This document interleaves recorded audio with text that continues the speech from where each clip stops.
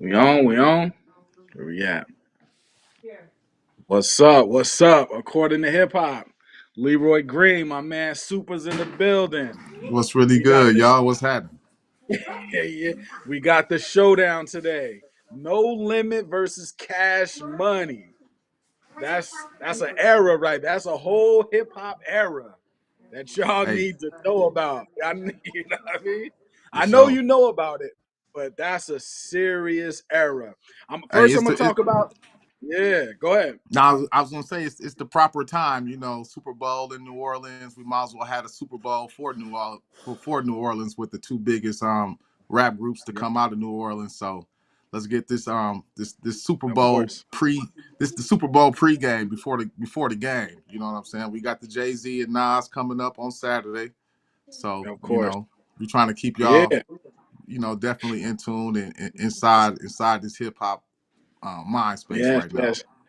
And Lil Wayne, he recently announced that Carter 6 on the way. So that's fire. You know what I mean? And what better timing?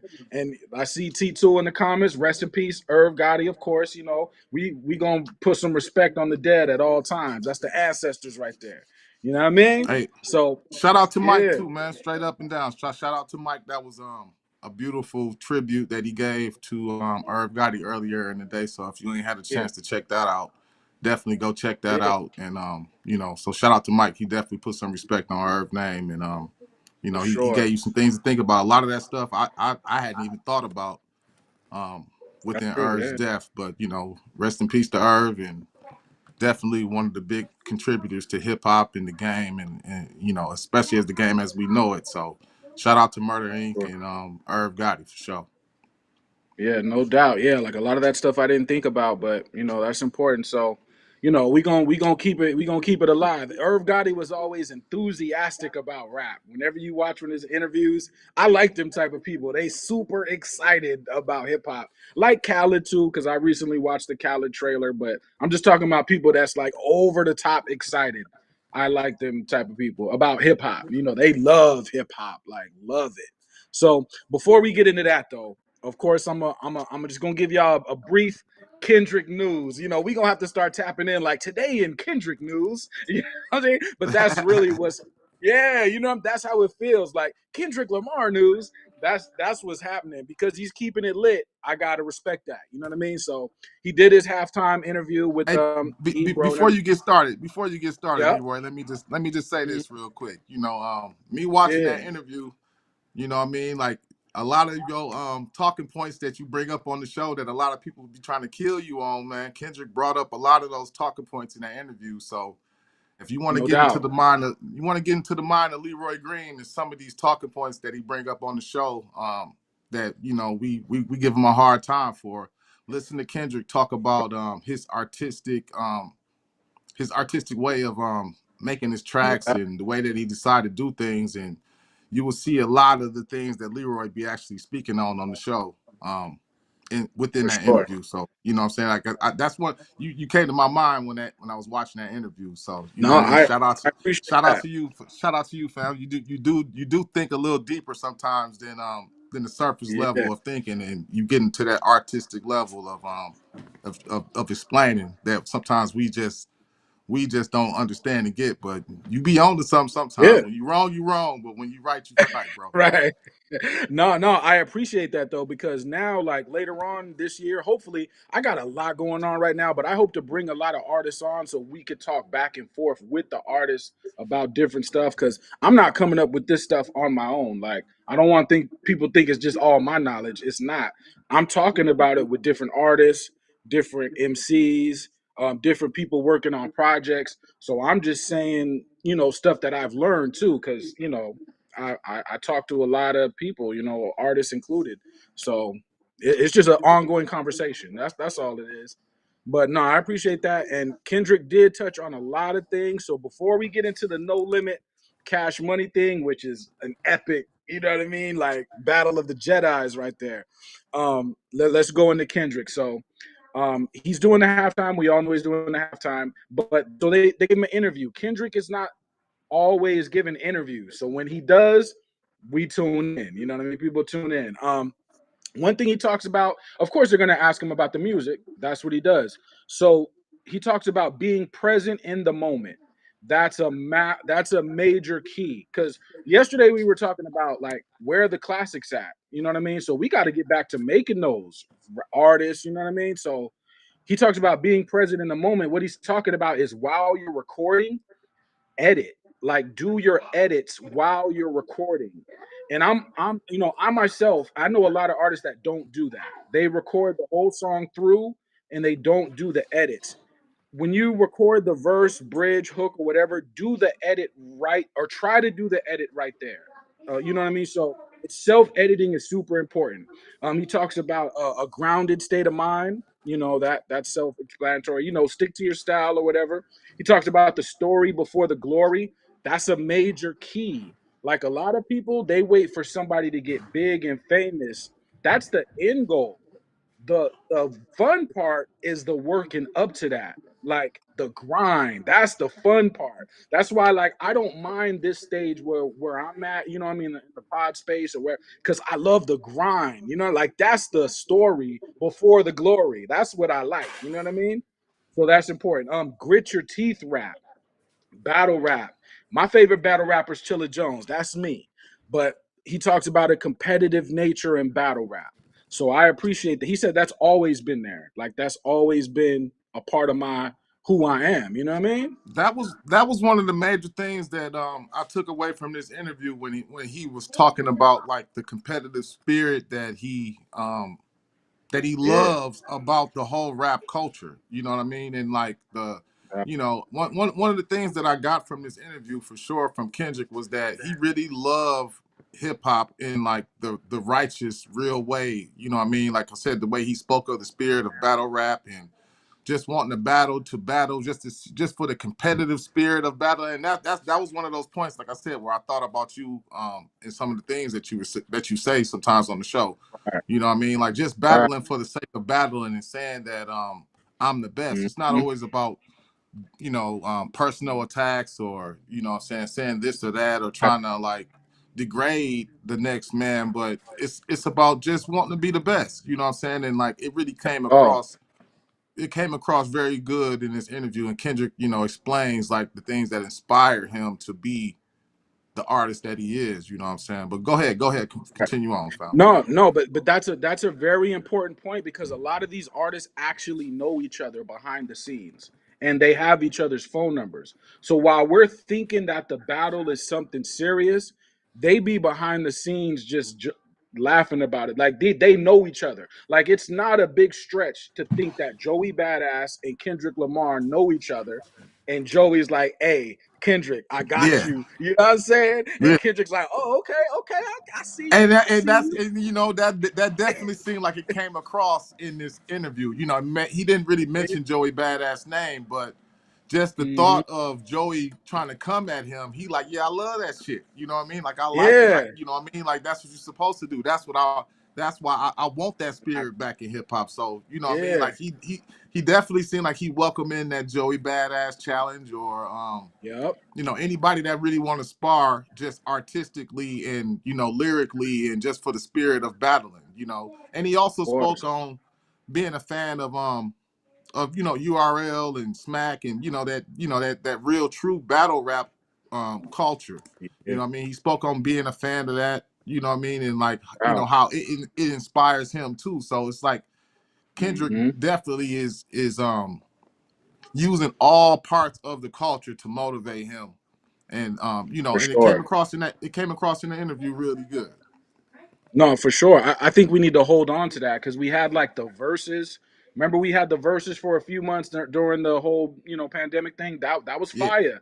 So the URL and those type of battles, it's kind of losing a little bit of ground as far as popularity, I guess, or you know what I mean. But that's a fire lane. Like we should keep that. You know what I mean? Like keep that as yeah, part of the culture and because it's a lot of fans of that. I still watch battles and everything, so I'm a fan of that. You know what I mean? So we should yeah, keep that.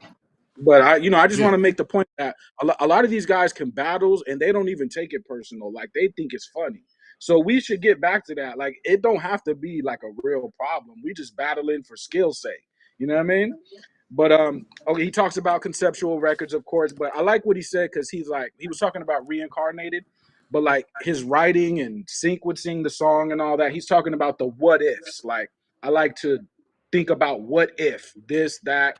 I think that's dope. You know what I mean? As far as like concept goes. He talks about like just setting up the show, you know what I mean? And I know there's been a conversation about AI and all that, and I don't mind either perspective. Some people are with it, some people are not with it. I don't think there's right or wrong. I appreciate both.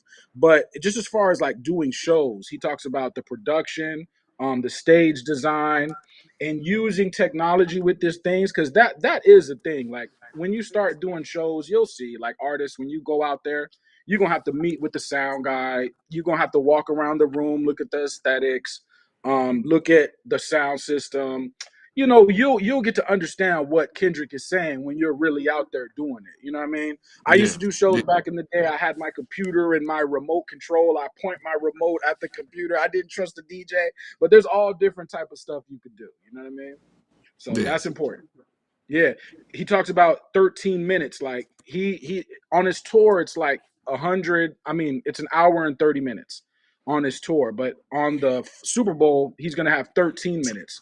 So time is a thing too. Like as artists, we got to like every minute counts. So how much are you packing into a minute if you only got 13 minutes? That's important. You know what I mean? Like I know I'm talking to the fans mostly, but I talk about a lot of the artistry so we can appreciate what we're seeing in real time. Because a lot of work, a lot of work goes into this.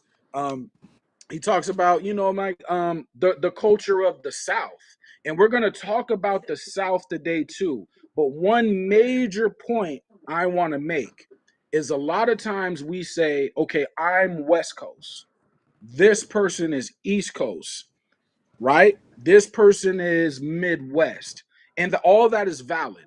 But as far as like the South is very important because when you come to the West or the Bay Area, like I was talking to Super before we went on, you're going to see a lot of New Orleans cultural influence way up here in the Bay. Like, how did that get here? If you go to New York City, the melting pot, you're going to see when you go into people's houses a lot of culture from the South. Like, where did that get here? But what I'm saying is, with a lot of us, our families migrated from the South. That's just a fact. You ask your grandma where she's from, your immediate parents over you where they're from, your aunties and uncles where they from, you're gonna find that a lot of them came from somewhere in the South. It just is what it is. You know what I mean? So I that's an think important key. I Yeah. think too. From today's episode too, we're gonna really be able to put together a lot of the pieces of how the South was actually kind of built into what we know it as, now today. You know what I mean? Because there was a time where, there was a Southwest region, and down South wasn't as popular as it was. So, like, the South connected with the West Coast in a lot of different Mhm. ways. You know what I'm saying? Like the South and the West were kissing cousins at the time. You know what I mean? Like, really, to be Yep. honest with you, Houston and Memphis were, very close together, Mhm. and Houston and LA were very close together, and New Orleans and LA were very close together. So there's a That's there's it. a um there's a process to where how the South actually became the South as we know it now. You know what I'm saying? Like, really, to be honest with you, Mhm. there wasn't always just a unified approach to the South. And, Master P, I would say, is one of the major components to bridging that gap, between Right. Houston, Memphis, New Hmm. Orleans, and in the rest of the South altogether. But back to the Kendrick Yep. thing, to the Kendrick interview. I think that I liked his excuse for Mr. Morale. You know what I mean? Like, Mm. I think he heard the criticism of it, and I respected his excuses as far as why he wanted to make it, and the Hmm. what inspired him to make it, and his artistic approach to why he decided to do what he decided to do with the album. You know what I mean? Like, Yep. when you hear him talk about it, you really can't help but respect the album a little bit more. Um, just Hmm. because it's because he's approaching it as a true artist. And he also had a quote that I like to say a lot too, what I'm saying, and I'm glad that he said this, like, there's some moments in hip hop and some Yep. songs in hip hop and some albums in hip hop where the true artistic value of hip hop can come across. And like you can get, a lot of things can get accomplished with hip hop songs. You know what I'm saying? Like you can get a direct point of view across. You can get a political point of view across. You can get a street and social point of view across. And so, Yep. like, just when an artist approaches hip hop without just the simple the simpleness of it, like we were talking about yesterday. Like Hmm. some I know artists, what you mean. it's better to sometimes it's better to just focus on making a simple song and not Hmm. focusing on issues that are too complex, because you're not that type of artist that can do that. You know what I mean? But when you get an Right. artist like a Kendrick Lamar or Nas, a Jay, you know what I mean? Like, those type of special artists, Ice Cube, Scarface, that can really No doubt. take that artistic approach. It adds value Yeah. to the whole craft and the art of hip hop, to where it's like Hmm. it adds true value. Albums like Aquemini, Right. albums like um To Pimp a Butterfly, and even Yeah. to a certain degree, Mr. Morale. You know what I mean? No matter how we really as a Hmm. hip hop community want to feel about it, the artistic approach to it is groundbreaking. You know what I mean? And it is he is covering a lot of different issues. Now, song wise, is it good? That's another story. But it does add Yeah. value to the artistic approach to hip hop and and No and, doubt. and hip hop as a genre. That, I mean, that's what it's about. Really, is the value. Now, if you don't like a particular song or album, that's okay. Like, we're not saying that you have to like it, because everybody has their thing that they hear that they like, and then certain things they don't like. If you don't like it, that's perfectly okay. I don't expect everybody to like everything, but like certain things where, and you have to be simple too. To be honest, if you're gonna probably make a huge song, it probably is going to have a lot of simple aspects as far as the hook or just the topic, or you know what I mean, because that's how you get it to the masses, that you did simplify to a degree. That's just a part of the game, where you know what I mean. So we Yeah, understand that piece, and that is a necessary piece, is, you know what I mean. But like what Kendrick is doing, it's like he takes it somewhere else. Like if y'all remember when Lupe was here, and I was like, yeah, Lupe, I'm gonna write the lyrics for the Drogas Waves screenplay or the Longshanks Broadway musical. See, what I'm saying to Lupe is I'm trying to push. And Lupe is like, I already did that. You know what I'm saying? Of course he's gonna say that. You know what I mean? But what I'm saying is you're writing something in a music, like a Broadway musical form, so that changes the form. So if people kind of are not used to that, that's cool, because you don't really hear that a lot. Like, I'm gonna make my verse sound like I'm acting on a stage. That's really kind of new still. But for most of the album, you're gonna have to make traditional songs, etc. So on Mr. Morale, he does that. Like the song where he's having the argument with his girl. We know that's not really like a song. That's more like a theatrical just performance. That's a performance. You know what I mean? We know that.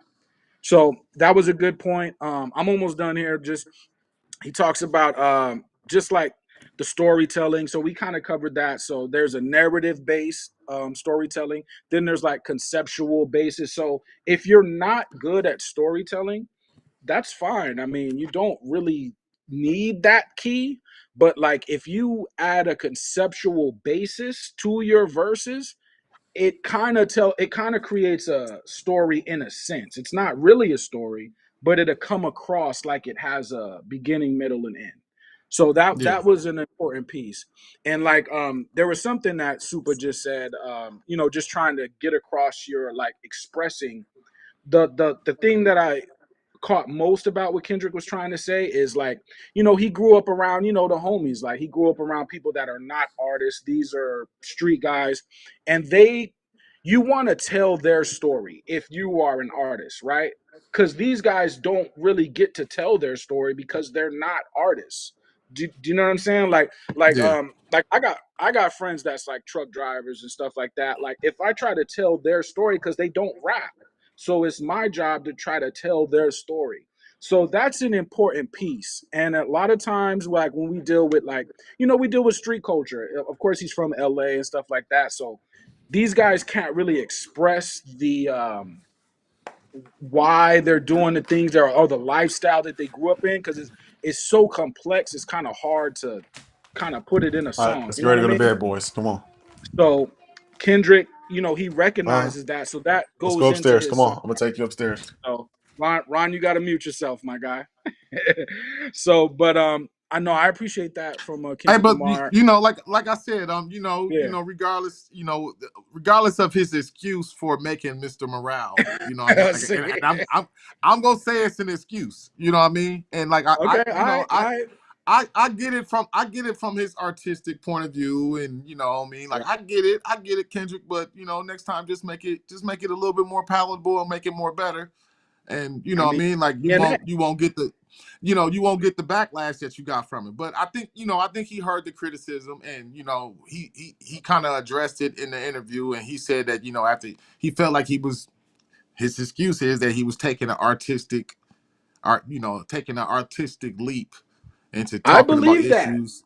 I I and I do too. I do too. But like I said, it's still no excuse for not making fire and good music. And like I no, said, I'm not gonna say yeah, that it's not a decent album. You know what I mean? Because he right. still is all right, but it's not. It's just not what the people want. And I think that, like I said, he addresses that in the interview, and he says that what. So I kind of went back to Mhm. fire beats and just making Yeah, songs that's just for the sake of making songs. Sometimes everybody don't want to hear your true. point of view on these different On topics. So I issues, think that right. yeah.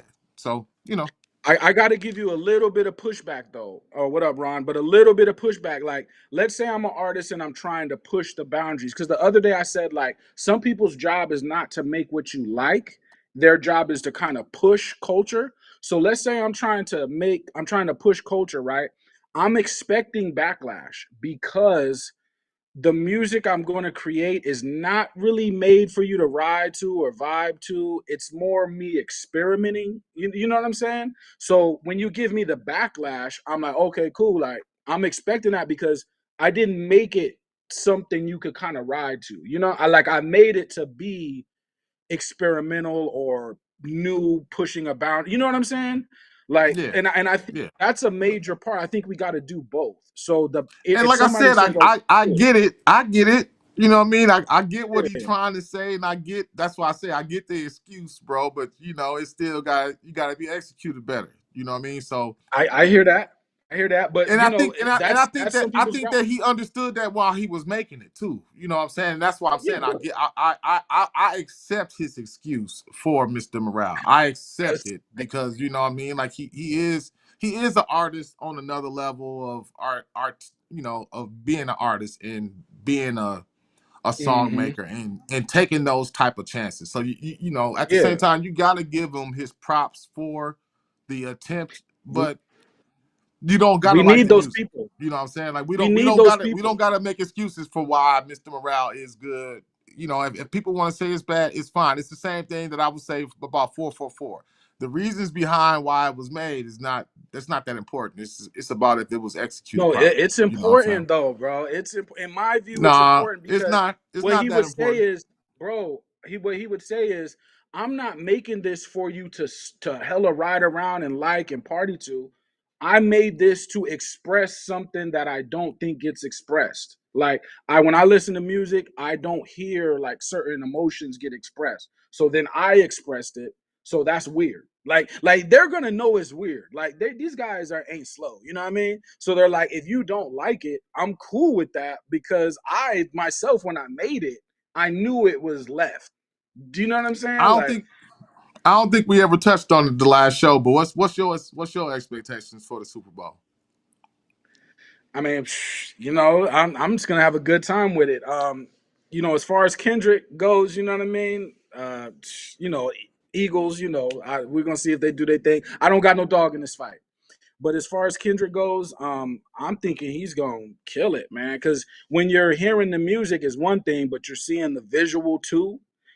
Of him performing it. The sound is probably gonna be crazy. Just how he transitions from one song to the next, and he may bring out special guests, or I don't know what he's gonna do, but I'm expecting it to be fire. I mean, Yeah, it's Kendrick.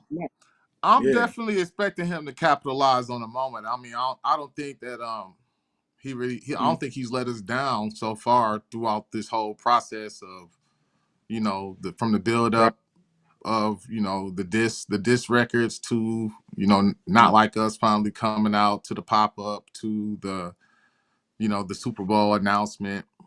You know what I'm saying, to the yeah, album, and now right. we finally here to the process. So I'm expecting him to show up for the occasion. I mean, I think he built Mm. for this, and this is going to I know. be the icing on the cake. I mean, it's going to be the com- this is going to be the completion of the year. It's going to be full circle, Oh, full okay. cycle. You know what I mean? It's almost Right. it'll almost be a year to date from when Like That first popped off True.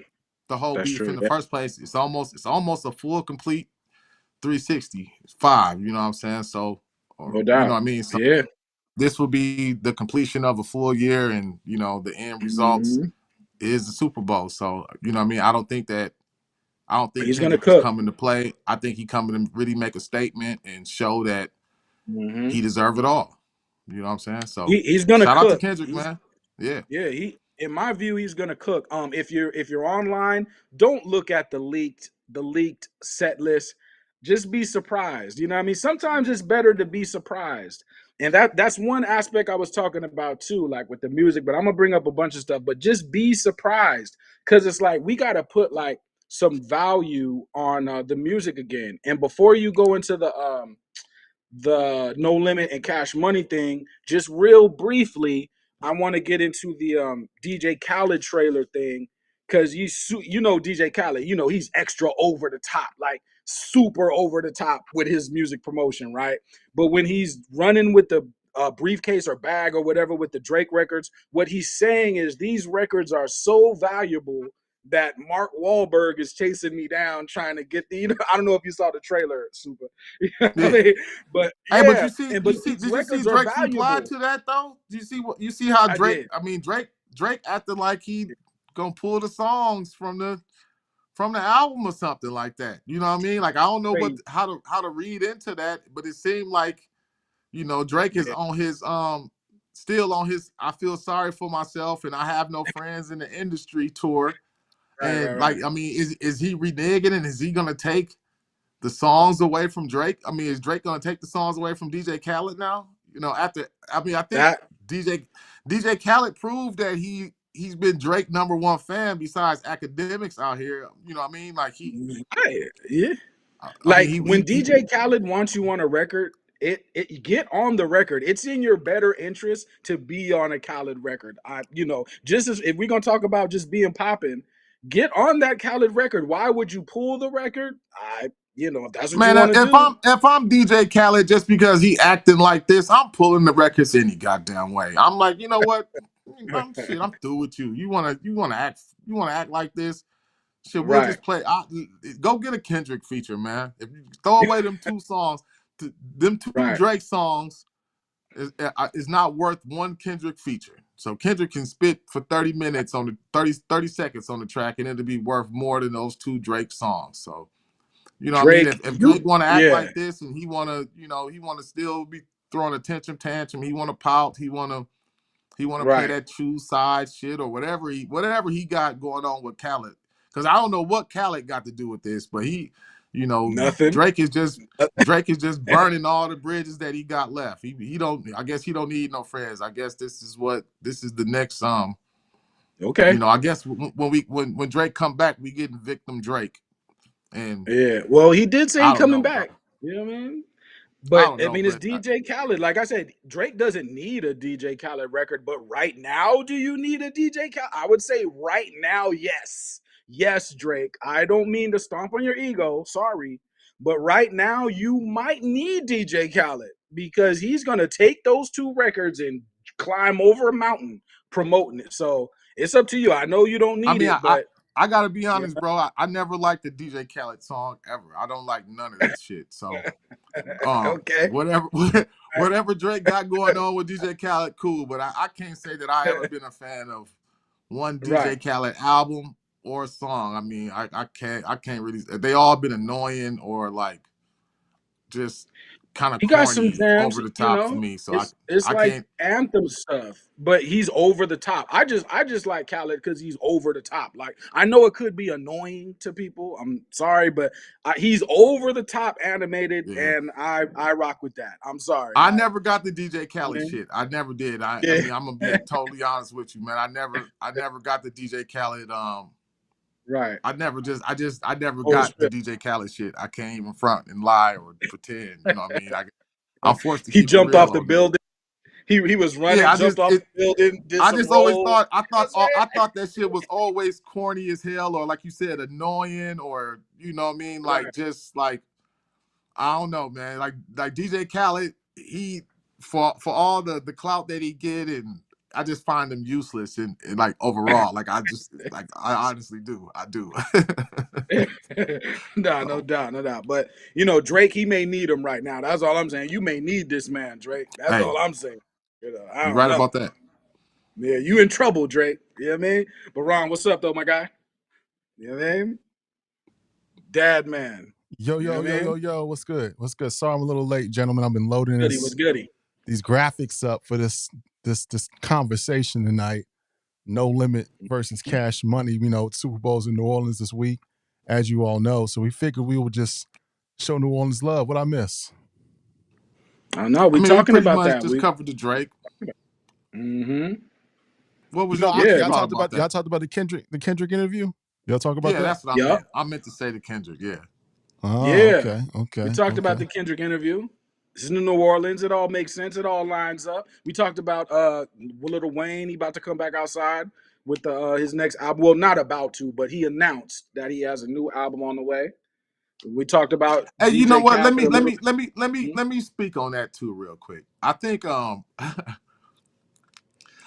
Wayne's attempt at getting attention from this Super Bowl is lame. I can't even lie to you. What Like you mean? I I get it. understand what you're saying. But Yeah, I still think it's kind of lame. It's like he announcing his album, you know what I mean? Because you know what I mean, like during this time, Super Bowl weekend, he not even gonna be in the country for the Super Bowl, is what they claiming. I mean, you know what I mean? Like I think that it's it I is. mean, you know, I It, get it, but it's kind of it lame as is. hell. You know what I mean? It Like is. I don't know. Like you know, does this make you anticipate Wayne's album more than you would have if it wasn't linked to him being snubbed to the Super Bowl, or is this just Mm, like a lame attempt? That's what I'm saying. Like, does it make you care more? Do you think it's a that good Wayne has question. got something to Nah, prove I, now, or I like I think what? he should have just dropped the whole album. That's what I would have done. And I would have did like a pop-up Yeah, show. I would have did a show in New Orleans. I would have dropped my album and I would say, you know, since y'all ain't gonna have me at the Super Bowl, I'm gonna do my own show, have the city turn out. That's what I would have done. I would have just did it right in front of the Superdome, rented it out of the stage, did it at the where the Pelicans play, wherever the case may be. I just did some surprise drop. That's what I would have done. I I honestly wouldn't think have that done none this, of that. you know, all these guys like trying to latch on to Kendrick is just lame as hell to me. You know what I mean? Like the Joey Right. Badass attempts, the Lil Wayne attempts, you know what I mean? Like the all Yeah, these it attempts to is. kind of like latch on to Kendrick, even like you know even the daylight shit and the Ray Vaughn and like everybody is like using this Yeah. Kendrick time to like really garner as any attention that they can get, whether it's from being from the West or shooting a shot at Kendrick or wanting to drop an album around something that got to do with him. You know what I mean? Like, you know, shout out to Kendrick for keeping this shit buzzing right now because I would have said congratulations. If I was Wayne, I would have just said congratulations, Kendrick. Like I wouldn't have thrown no shade. I wouldn't have acted no way. I'd have just said I don't think he. congratulations. I don't think he throwing shade. I won't. I won't. I won't. I don't think that it's offensive, or I don't think that it's throwing shade. But it's Yeah. still like, it's still. I won't say clout chasing, but it's like it's On the capitalizing on. It's on the Yeah, it's fence. capitalizing on Kendrick's buzz to like, to associate yourself somehow or another with Kendrick. And I get it. You know what I But mean? Like, super, they was gonna talk about Wayne all weekend anyway, regardless if he did this or not. His name was still gonna be brought up in the conversation, so it's not like he could escape How? it. right. I How mean, is but Wayne gonna be brought up? Because they still talking about it. They just had what is the OG Juan's wife, Desiree, just had something last week saying that they discussed it. It's still a part of the conversation, Yeah. the Super Bowl performance in Wayne. It's still part of it. Is it? Yeah, it was just It's an a part article of it last week. because Wayne is upset. It's a part because Wayne was upset. Had Wayne said, "Congratulations, Kendrick," it wouldn't be a part of the conversation. We know Wayne is mad, so that's why it's part of the conversation. Had Wayne just been like, "Oh, Kendrick is fire," because here's why I say that is because Wayne, you have been famous for so long and on a mountaintop for so long that this really doesn't matter for you. Now I know it's the Super Bowl. I get it. But Wayne, you've been a superstar now for over 20 years. Does it really matter for you? Really? You know what I'm saying? hey, You know? just think about all the people that's been like attaching themselves to Kendrick coattails to this whole beef. You got Kendrick Lamar, you got Rick Ross, you got Daylight, you got Joey Badass, you got, what I mean, The Game, you got They rapping though. Wayne should have rapped. I mean, I Wayne get should have. it. You got, it's just like all, like Kendrick is Yeah, I know Kendrick what is the you're saying. hottest thing going right now. I mean, I know what you're saying. Kendrick sales right now. You know what I'm saying? So like shout out to Kendrick, man. This all of this right now. Like I said, this goes into some of his greatness, y'all. I mean, we're gonna have to really think about the impact that this year has been playing in the overall No and doubt. overall hip hop. I mean, y'all got to think too, man. I mean, like you better believe that Kendrick's Super Bowl performance and like the anticipation of his Super Bowl performance and all this news behind him getting the Grammy and this is the reason. Hmm. This is the reason why it's been a slow year in hip hop so far.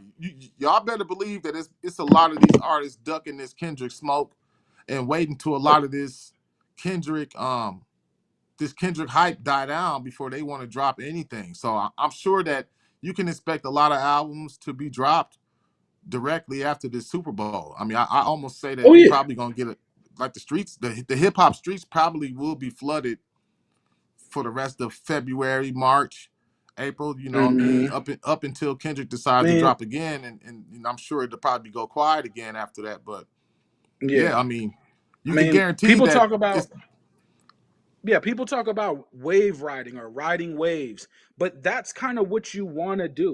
If you're a rapper and you see a wave, you kind of want to surf it. Why duck it? You know, when the wave comes, you duck under the water, let it go by. But why? If you're trying to like elevate, you probably should ride that wave as a rapper and rap because waves only come every now and then. You know, that's like they say about Jay too. Jay was a wave rider. Well, you kind of want to ride waves. It just makes the most sense. You know what I mean? But if you're just gonna talk, like if you're just gonna post on Instagram or just talk, that's not really riding the wave. But if you're gonna rap though, if you're gonna get in the booth and rap, we could respect that as rappers. So Wayne should have just got in the booth. I don't think he's dropping the album because it's not done. But as far as like, I think he is throwing salt in the game, instead of just saying, man, salute, man, Kendrick, you earned it. I ain't tripping. I'm already Little Wayne. I don't need no extra nothing. I'm Wayne already. You know what I mean? That's how he should have approached it. Like, but I yeah. get it. It was always his dream. It was his dream to be in the Super Bowl. I'm not knocking the man's dream, but let Kenny live. He did his thing, Wayne. If you do what you're supposed to do, Wayne, with your new album, then you'll be in the talk too. Trust me. We I only mean, care about the. You know what I I mean? seen an interview where Wayne was really speaking on it, and he said that he spoke to Kendrick over the phone and he congratulated him, and he gonna use this situation as motivation. So You No know, doubt. maybe hopefully we get a better Wayne, a more you know, a Yeah. Wayne with more of an Carter angle, too. and you know what I'm saying, just like I said, a more motivated Wayne. So we're gonna And that's hopefully this will super possible. motivate. Maybe we can get the best Wayne that we have seen in years from this, and you know maybe Kendrick can motivate him to drop his best album that we've heard and that we've seen for a while, and you know I'm hoping. sometimes you know as artists and as rap artists, I mean I think they all need motivation. You know what I mean? Like so Yeah. don't think that Nas dropping that King's Disease series wasn't motivation for a lot of the older rappers to get back in the booth. You know what I mean? Like Oh, I don't got to let's comment on that. I got to yeah, comment on that real let's not quick. pretend that rappers don't find inspiration from other rappers Oh yeah, and can get that spirit of competitiveness for sure, and for sure, wanting to make the hottest shit that they could make. I mean, you for know, sure. so it's not no knock Yeah. on anybody else, and you know, it's No, not I saying that no, yeah. you know, it's not no knock on anybody else, but you know, this let's not pretend that Kendrick hasn't Spirit, motivated a lot of these guys and has ignited the spirit within hip hop no that doubt. hasn't been around in a while. You know what I'm saying? So I do have one quick comment on the Nas and Hit Boy thing, real quick. We know that DJ Premier and Nas is working on a thing, and to piggyback off your comments a little bit about people not liking stuff. If you don't like what Primo is doing, that's okay. But don't mess it up for somebody like me, right? And I'm not saying that everybody else is not a Primo head too, but I'm a Primo head. You got some people out here that's saying they cloth. It, you kind of cloth. I'm actually the cloth. You know what I'm saying? So what Primo does, I appreciate. Like to me, Primo is when it comes to this boom bap thing, he is the top of the mountain. Now I understand that may not be everybody's bag. I understand that people may not want that in 2025, but don't mess it up for me because I want to hear Primo in 2025. Now, if you like the records, cool. If you don't like it, that's cool. Like he made the record Define My Name. If you thought that was mid or not cool, that's okay. You don't have to like that. But me personally, I thought it was fire. I have my own opinion on DJ Premier and his technique. I'm a technique guy. So when I'm listening to Primo, I'm listening for the technique. So my opinion is gonna be different. But you know, Primo, you know, let's wait to see what happens with that. You know, because again, like for Primo's bag, he's DJ Premier for a reason. Now I know we all have our opinions. You should do this. You should do that. Well, Hit Boy, you need to follow what Hit Boy is doing. Primo is in his own bag. Message to DJ Premier and Nas. We do not dictate what you guys do. You guys are already Premier and Nas. Do what you do. Whether we like it or don't like it, we have to respect it. That's what I'm saying. We have to respect it, or I'm going to respect it, me personally. You know, No so I doubt. just wanted to make that point. You know No what I doubt. mean? Let's chop it up. Let's chop up some game. Let's game spit real quick. You know, again, Super Yeah. Bowl's in New Orleans this week. We all in the building. We're gonna be watching it. Kendrick's doing the halftime show. But Super hit me up early and said, you know what? Let's go back in time real quick. Let's educate the people. You know, let's talk about some of the most influential artists, executives, movements that ever graced hip hop came from New Orleans, or New Orleans, however you say it. No doubt. Cash Money, no limit. So Ron's in the building because we want to get different perspectives. So we got Super from the Midwest, we got Leroy from the West Coast, me, Mm-hmm. I'm from around the world, but I'm from South Kakalaki, South Carolina, Atlanta, and we got Dope. Servon, Seattle to Florida. So we want to, but the beauty of No Limit and Cash Money is that this city, New Orleans, these two labels, it touched hip hop across the country, maybe even across the globe. So we're gonna put some respect on their name tonight, and we're gonna do Cash Money versus No Limit. So let's start it off. We add Savon to the thing, and then you hey, start with your albums. Let's you, start with your you, albums. you know what too, before we even get started on all of this too, man, you know, shout out to Baby and Master P for being the last man standing. They the last men standing. You know what I'm saying? Like from that era, from the CEO era, from that black owned, black entertainment, really pushing that boundary. They the last two guys standing that the feds ain't Mm. take out. They ain't got no crazy accusations. You know what I'm saying? And Yep. so shout out to them. Shout out to them for sure. You know what I mean? Like they survived the game. No doubt, No no doubt. doubt. All right, no doubt. Hmm. So number 10, what we got? It's a tie, right? For you for no limit albums. What we got for number 10? Oh, these the albums? Okay. So for a time, man, what you got? You got graphics to know. No, I got the albums that you said, the no limit I albums. So mean, no, put whatever ones you want up there. I got a little something to say about them all. all right, I go. Okay, let me pull up the first one. So the first one you had was it was a tie. It was a tie. Yeah, It was Mia X. It was Mia X. I got Unladylike. Mia X and Fiend. That's what I have for my Ty albums. Mia X and Fiend. Unladylike. Mia X, yes, Unladylike. You know what I'm saying? Unladylike was a Okay. fire album. She had a nice a lot of No Limit posse cuts on there. You know what I'm saying? And she had a lot of classic KLC, Moby Dick, um, Beats by the Pound beats on there. You know what I mean? And shout out to Mia X for being a female that people who, men, women, anybody could really respect her lyrical ability. And she held her own. She was never a liability on the track, or you never felt like somebody from No Limit was writing her rhymes or anything like that. She was holding her own on every Bars. track. And yeah, bars. She was holding her Yeah, own. You know what I mean? bars. She never felt out of place for Mia X to be on the track. And depending on the track you're talking about, she was the highlight of some of them tracks too. You know what I'm saying? So shout out to Mia X. It's a deep album. She got a little bit of everything on there. The some of the more deeper songs on there are about her friend Jill. And you know what I mean? Like I want to say the murder that happened to her back in the day. And she got Hmm. some classic No Limit tracks on there with Mama's Family. That's one of those standout No Limit classic beats. So shout out to Mia X. And you Number you 10, like I said, with the tie, I got Fiend. There's one in every family. Fiend had one of the original voices of hip hop. You know what I mean? That dark, raspy, um, baritone voice, and he was a part of a lot of No Limit classics.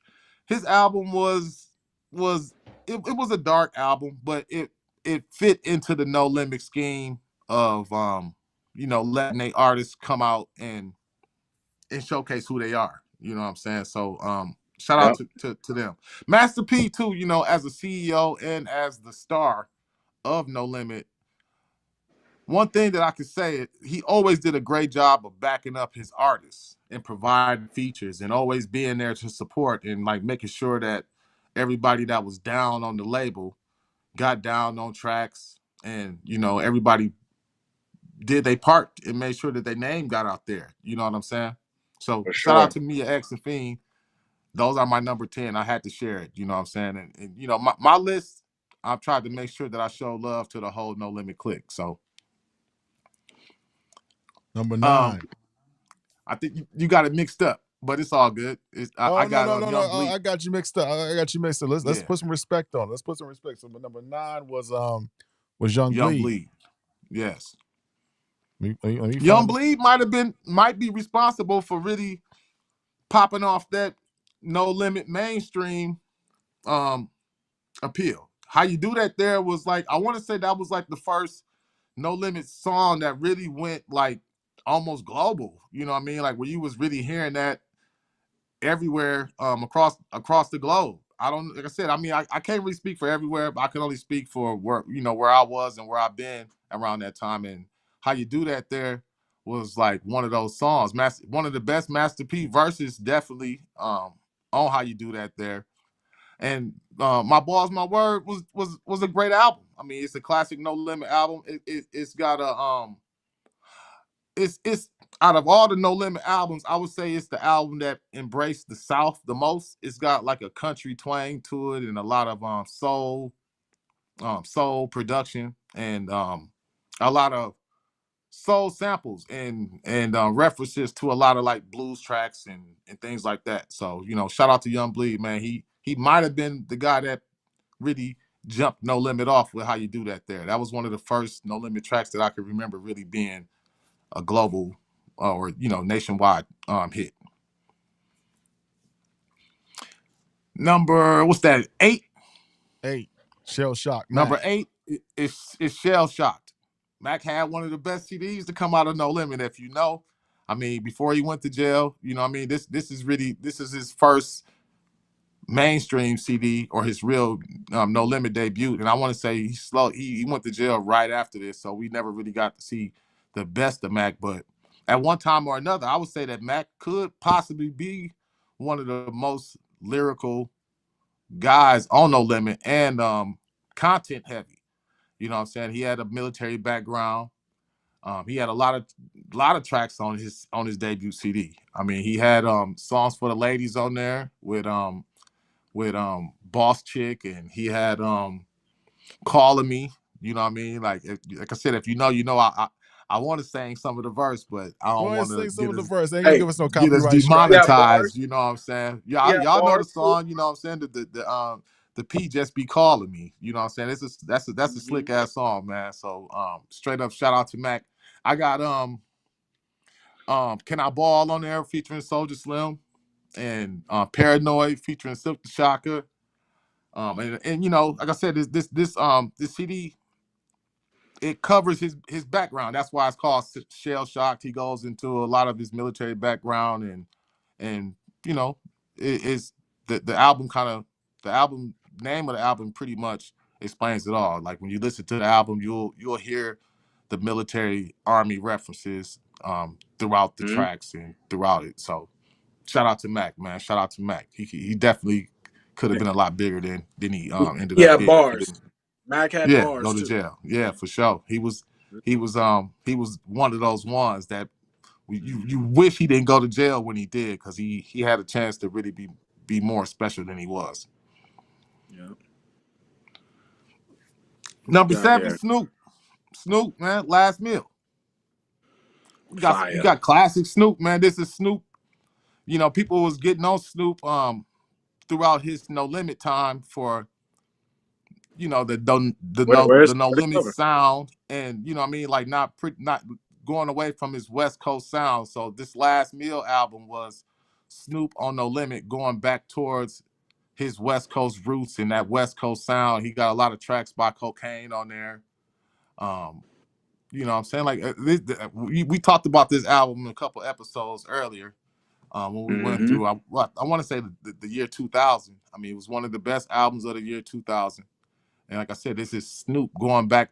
I would almost say that this should have been Snoop's second album. Honestly, I really say that this should have been Snoop's second album, sonically and West Coast sound wise and all of that. So y'all go back, No doubt. listen to this album. It's got a lot of super classic Snoop tracks with Wrong Idea featuring Badass, Lay Low with Nate Dogg, the Eastsiders, Master P, Bush Cassidy.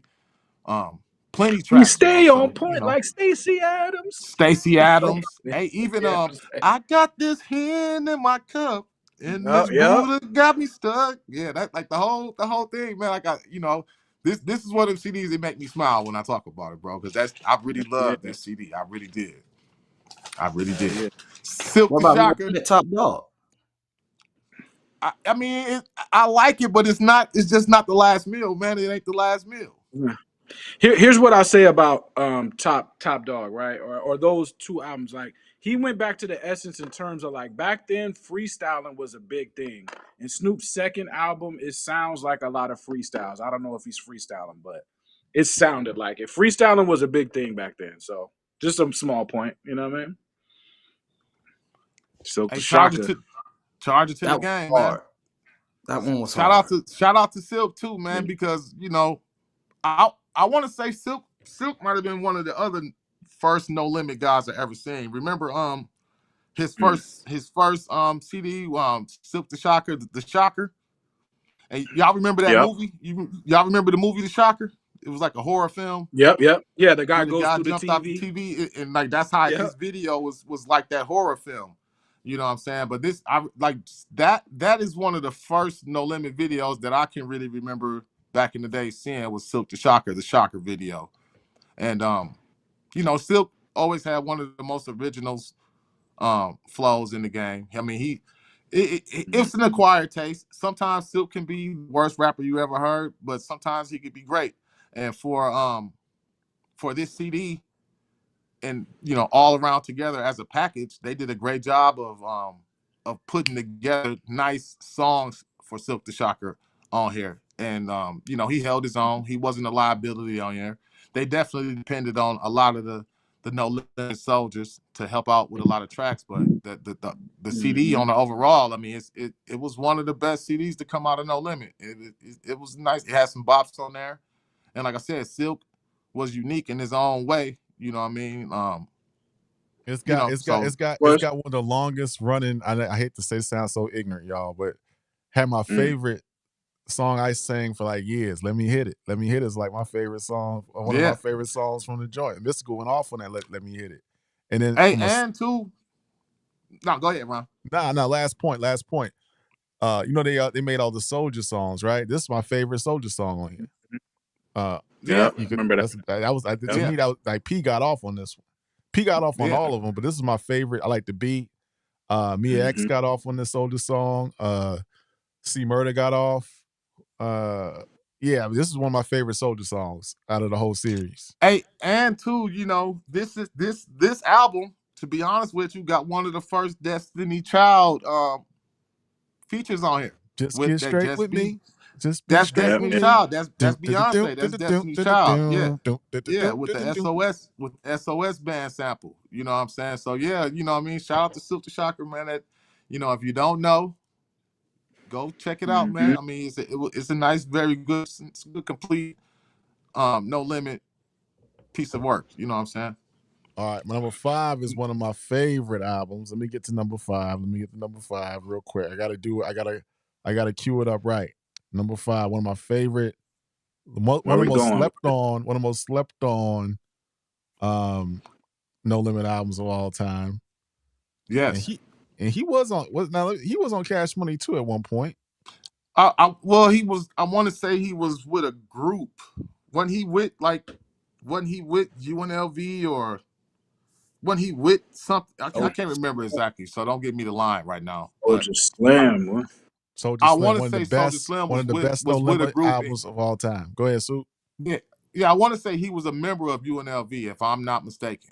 If I'm not mistaken, I want to say he Mm. was, but I could be wrong. But number 5, Soulja Slim, give him to him raw. Fire from front to back. This is another one of the ones like where you heard a Southern artist rapping, and Soulja Slim was nice. Like Soulja Slim was super nice on the mic. I want to say that Lawbreakers is one of the best mic performances I would say out there. I mean, it's an underrated mic performance with Lawbreakers, and Soulja Slim flow on Lawbreakers. This, I mean, if I had to, I chose a different Soulja Slim song for my top No Limit tracks, but if I had to pick a song to showcase Soulja Slim's skill and his real rapping ability, it would be Lawbreakers on here, for sure. But yeah, Dope. the whole thing is nice. You got From What I Was Told, you got Street Life, you got Ride Me, Bitch, I'll Ride You Back. I mean, it's I don't know, how y'all was consuming this, but back Yeah. in my day, Soulja Slim, this album stayed on repeat. I mean, it definitely I'm did. gonna So go back to that one. I don't know how I missed the Soulja Slim album, but I gotta go back to that, man, because I yeah, missed that one. That's I fire. yeah, you mean, it got one of my favorite Snoop No Limit song at the same. You ride for me, I at the ride for same you time. at the same time. You Yes. No Dope, Limit dope. Soldier with a pack of Doja. Remember, That shit was player, man. That shit was fire. yeah, Hey, and growing up, from you ain't never seen what I done seen or been through what I've been through. That's why I got up to mental. You know what I'm saying? Like you asked why I don't rap positive. I've been committed. Yeah, that was one of my songs, man. So like this whole thing it's a No Limit classic, and it's the reason why people still speak on Soulja Slim. This is his best complete um this is his best complete Fine. album for sure. And then his career got derailed by jail time, and he was unfortunately killed. But Soulja Slim, Mm-hmm. where they that album was great. That album was great, and that was a big signing at the time of No Limit. You know what I mean? Like that was big. Besides Mystical, Soulja Slim was a big signing. Mystical was a big signing, and Snoop topped it all off with No Limit at that time. So shout out to So Soulja Slim, man. R.I.P. R.I.P. Soulja mhm. Slim, man. Gone too soon, man. And yeah, man, Soulja Slim was that one, man. If you haven't heard that album, go back and revisit it because it's something special. Number 4. C Murder, man. Hey, on the Sure. low, man. C Murder might have one of the best rap voices in the game, man. I mean, just the way that C Murder would just say stuff, it's almost Prodigy-ish. It's similar to Prodigy, like I would say, with his Mm. delivery and just the way that he would say some things. I would I can hear that. I can it, hear that. it you know what I mean. It's hard for me to Mm-hmm. explain it, but he just give you Yeah. that temperament of Prodigy a little bit. You know what I'm saying? I Yeah. mean, you just got to know if you know, you know. You know what I mean? Like if you was a C Murder fan, you could hear exactly what I mean. But C Yeah. Murder's project was fire. I mean, it was heavily Tupac influenced, so a lot of the chorus lines and a lot of the hooks of the song were like things that Tupac said. You could tell that C Murder was a diehard Tupac fan this Tupac passing. and him. So you know what I mean? Like the whole shit was fire. I mean, like that's one of them No Limit CDs you put in, you let that shit play from front to back. It's not too many skips on the C Murder album, man. So shout out to C Murder. Um, Check Unfortunately, that. his career. I mean, I think that he was pretty much done rapping rap wise before he went to jail. I think that his career was heading down before he actually got locked up, but he still was Mhm. gone too soon. It's unfortunate what happened. I mean, I'm not. I ain't even gonna say what I'm We gonna know say, what but happened. you know what I'm saying. Yeah. Yeah. It is what it is. So number 3, got to go with Mystical, man. Mystical. Classic. This was another one of them classic No Limit Mhm. CDs. I mean, like I said at the time, Mystical signed him with No Limit because at one time or another, Master P and Silk the Shocker and C Murder, they was in beef with Mystical. So when Yeah. um when they signed Mystical, it was a big deal, especially for New Orleans and the people that knew the background behind Mystical and No Limit. This was a big deal, and Mystical came through. He showed and proved that he was a high commodity in the game, and he didn't disappoint with Unpredictable. It's got some of the best No Limit posse cuts with Born to Be a Soldier on there. I mean, Unpredictable. If it ain't live, it Predictable. ain't me. Yeah, you know what I mean. Ain't No Limit with Still Silk the smoking. Shocker, and that, yeah, Still Smoking with Bone. I mean, it's Mhm. we can go on and on and on. The Man Right Here, so many classic mystical 13 moments motherfucking and years. No Limit moments. And I want to say this is the first Snoop feature too. Was on Unpredictable. So when Snoop finally signed with him, you know what I mean? Like you can say that a lot of that is linked to this Unpredictable album and the sound and the cohesion that they had together. It comes from it. They showed that it could work from this Unpredictable Mystical album. Tupac promoted in the Mystical album. I barely peeped that. Yeah. You know what I'm saying? They got a Tupac promotion for "Are You Still There?" But yeah, nah. Low key, the promotion that No Limit did is crazy. When you buy their albums, you saw all the other No Limit things on the inside and bunch of other albums. Like you see the Last Don. You know what I'm saying? Like they were smart in their Is promotional that when they game. had was that when he had a deal? Wasn't Mystical had a joint venture on his deal? Because his album looked a little different. Is that Jive? Is that Jive is No I Limit? want to say that was the Yeah, yeah. first. He was with both. I want to Okay. say his first No, it's album. Jive. It's Jive. There's probably No Limit and Jive because there's the logo Yeah, right I there. think it might have been a joint deal. Yeah, because I want to say his first, The Yeah. Mind of Mystical, was strictly Jive. I want to say at the time. Right, Yeah. and that's why his cover kind of looked kind of different. Jive didn't have the pen and pixel Hey, cover. if Yeah, you see close, the Bay Area is in there. What I'm saying is the yeah, Bay and the South used to be like brother. You see, that's Too Short, and that's Selly Cell and Spice One. What are they doing on the inside of a Mystical album? But what I'm saying is the Bay and the South used to roll together yeah, heavy, like yeah, crazy. If you bought a Bay Area album, you open it and see Southern people in there. Vice versa, you open a No Limit album, now you see Too Short, Spice One, Selly Cell. They had a Southwest compilation deal yeah, through City Hall and like different entities. So they were riding together. That was powerful. yeah. You know what That I mean? that Southwest connection was major back then. That's what they had. They had a Mm-hmm. lot of features with C-Ball and A Yep. Ball, MJG, UGK. You know what I mean? Like the whole Too Short, the whole West and the South was really, kind of working Yeah. together. They were and they were, I would say that, like I said, I would really honestly say that Master P is the glue that brought them two together like that. I mean, I can't Yes. think of anybody else that was more of a key figure in bringing that Southwest hustler. Remember Mean Green and what I'm saying, all Mm-hmm. those guys. You know what I mean, like bringing that together. You know what I mean? It So was both. It was both because if you look on those albums, you used to see the No Limit logo and Sick With It logo used to be on the same albums on yeah, some of the compilations. If you go back to, because remember compilations used to be a big thing in the 90s. They used to have both the Sick With It logo and the No Limit logo. So it yeah, was 40. It was 40 and P. What people don't know is Master P was in Richmond for a little bit and he opened a record store in Richmond. So and he we knew that he owned that store. You know what I mean? But what I'm yeah, saying is P and E40, they was running together. You know what I mean? yeah, So yeah. No doubt. fire. No doubt. Mm-hmm. Number All right, two. number two is Ghetto Dope, man. I mean, y'all, we know this. We know this album. This album is really the No Limit mainstream, the beginning of Uh, No Limit mainstream. You know what I mean?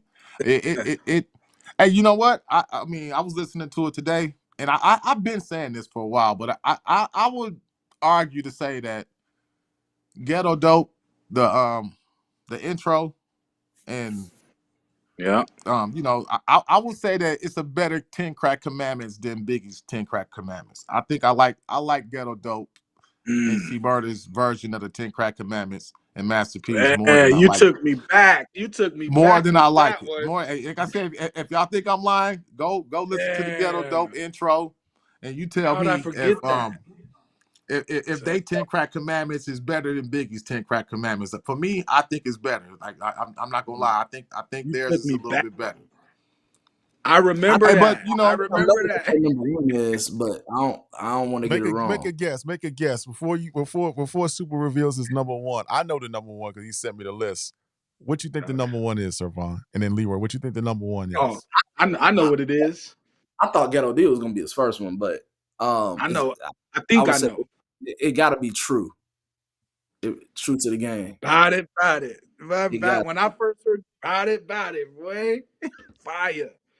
true to the game. I TR. mean, it's got all the No Limit. It's got everything that you want from No Limit on here. It's got No Limit representing as a crew. It's got classic songs on there. It's got Mia X coming through, shining on verses. It's got everything. I mean, it's got everything. You know what I'm saying? So I think that Yes, it's I think sir. it's they I think it's the best No Limit album from front to back. It's got more highlights. It's not as corny as Ghetto Dope. It's Mhm. everything that you want from No Limit in one album. You know what I'm saying? So this is number Streets one on for me. smash. If this is one of those, if you know, you know. Some people might say that Ghetto Dope or whatever, but TRU is the No Limit album that put them on the map. It's got everything you want. It's the best album from front to back from No Limit. I figured when you put Ghetto Dope as number two, I was like, nah, he ain't say nothing from True yet. It gotta be number one. It's Gotta number one. be. Gotta I be. mean, do y'all agree? What y'all think? No, I'm not I gonna argue. agree. Like that I agree. TRU hit the street like a bomb. Like every neighborhood in the Bay Area was on that TRU like ridiculous. Like that was the soundtrack in every hood when that album dropped, without a doubt. Like I'm not period. mad at the top 10 at So all. yeah, I ain't mad. I'm not mad. Like that TRU thing, it kind of took because I didn't know who they were, and I'm going around town like, what is this TRU that y'all playing? They're telling me everyone's TRU. I'm still in elementary school, like grade school. I'm like, what are y'all talking about TRU? They like, TRU is crazy, bro. I'm like, when I got my hand on the tape, I understood what they was talking about. You know what I'm saying? There's only one I'll swap. I'll swap that Snoop album with The Game Is to Be Sold, Not to Be Told. I think that's the one that had Woof on there and Down for My Niggas. I think that was on that one, man. I think I have to ride with that. I think Over. Down for My Niggas is on Top Dog. It's on Top Dog. All right. So what Yeah, was I think so. Woof had to be That Wolf might, was on that one. yeah. Yeah, all right, if I got it. All right. Whatever had Woof in that, yeah, I gotta go with that over Last Meal, dog. Hey, like I said, All man. Hey, right. when you get time, fam, I'm telling you, listen to that album from front to back. Like I said, listen to it again. You I've been listen to it listening to again, those you gonna be joints for like, a long time, dog. Like yeah, yeah. When I you get a I, chance I I to seen an listen to old it again. lady. for a long time. I seen an old lady driving by maybe like a month ago. She was playing the first song on Last Mail, but she was vibing. It was like an old lady. It's like an old, white lady or something. But she was in there like, I got this hand in the cup. Like I was like, this is crazy. But yeah. Hey, but TRU got so many of them songs. It's got I always feel like somebody watching me. It's got Feds. It's got Freak Hoes and Swamp Nigga and um Eyes of a Killer and True with the like that I love that the C Murder track when when the news reporter is interview him and he like ruthless as a child, a juvenile, when it's kind of like the NWA tribute in a way, you know what I mean? Because Yep. that's Yep. really Yep. that's where he really got it from. But yeah, C Murder, man, at that I was in love with C Murder Flow back then. I thought C Murder was the best on No Limit for a while. I really did. It's like C Murder Flow was just like, Yeah. but it's Somebody no said, "Damn, surprise because Leroy." I'm a Prodigy fan. So that's why I said Yeah, I made that No, link between Prodigy and C Murder back then. that Like makes so sense. I always felt that That way. makes sense. I see, got what you said when you said that. That makes sense. Yeah. I appreciate that you showed love to Silk though, man, because like the internet now, the way they talk about Silk like he was the most ass rapper alive, and I'm like, It nah, wasn't Yeah. like it wasn't like that back in the day. Silk the yeah, Shocker, not back then. Charted to the Game was Charted to the Game. That Yeah, album was one of the most popular ones back in the day, man. And we just appreciated him for being different and having is that different style. You know what I mean? being Yeah. different. Being different was congratulated, dog. Like Yeah. bringing something Mm-hmm. new, Yeah. your own style. You know what I'm saying? Like I Yeah. seen like I don't know who did it. It was like a top worst rappers of all time, whatever. They had Silk on there. I was like, yo, this is crazy. They had no idea Like, what they talking about. You can't be that bad when you make Charted to the Game. That's not even And possible. it's one thing too that what I mean. I think that gets overlooked when we talk about No Limit is the content. Like what I Mm. mean. Like people don't really respect the actual content that was it's street content. It's not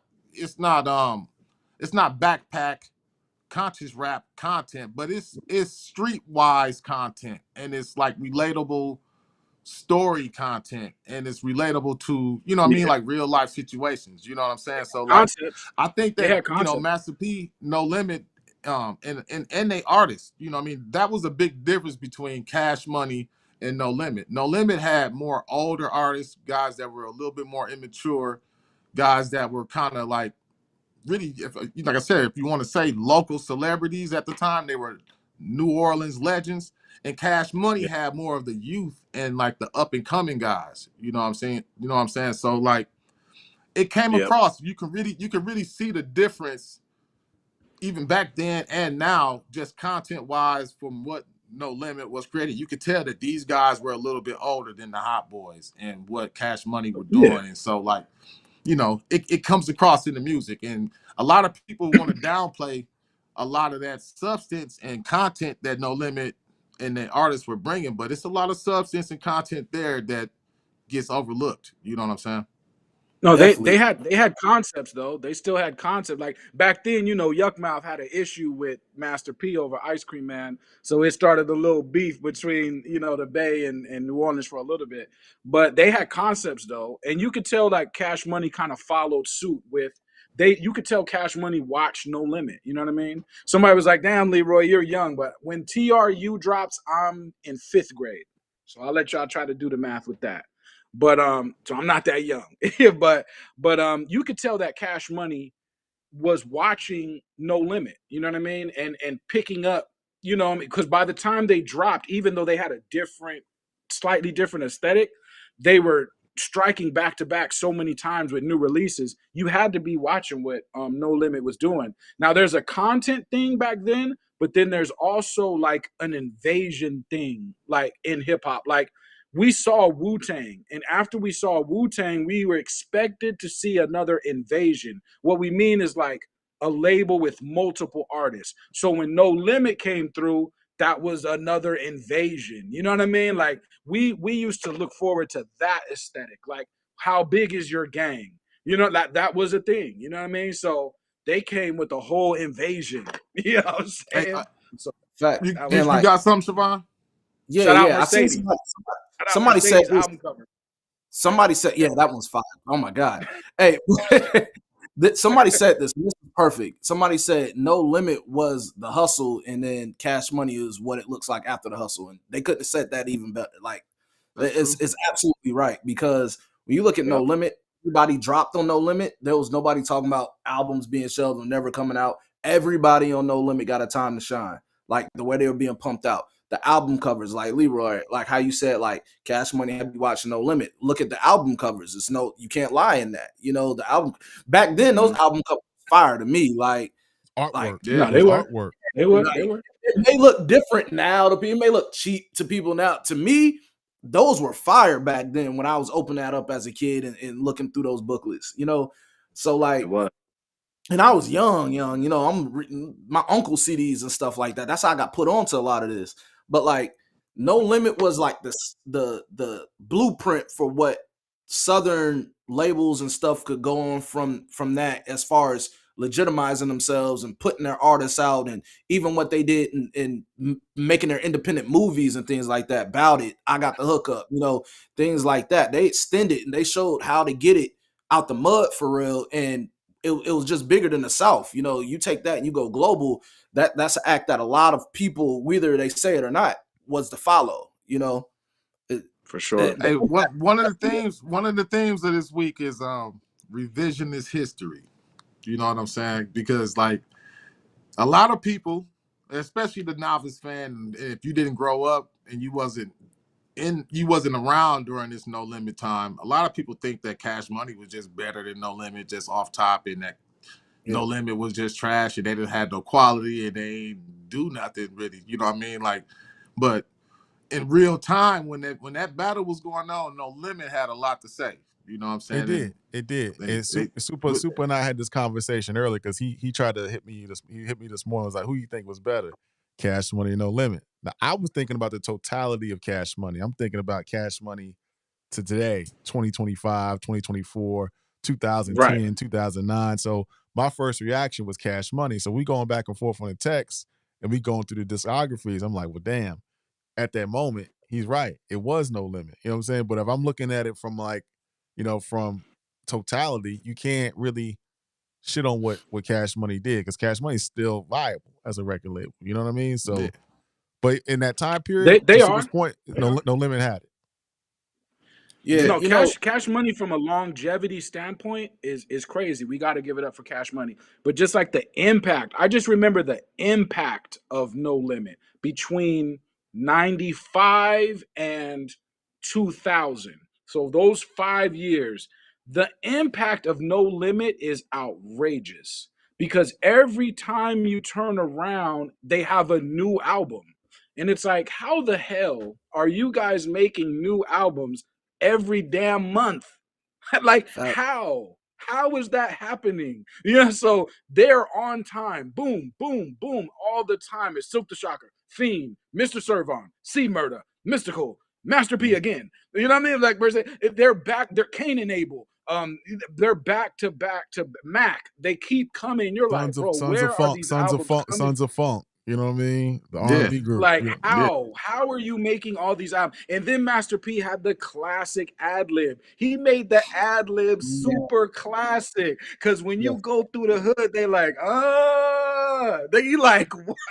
That yeah. is super classic, bro. Like pass me the That's just like thing, let's get them. Like bro, another thing about why I feel like, we could talk about how like monumental they were in hip hop and everything, but I feel like the reason why a lot of people look back and think it's just Cash Money is just how No Limit phased out. During that, when he tried to Yeah. bring back the new No Limit, it made what they did before kind of lame out a little bit. And so it was like, I wasn't I mad at the mean, 504 boys coming back, like that 504 Wobble boy. I Wobble. wasn't mad at Shake it, because we shake got it. some joints out of that. But it's you like, got you.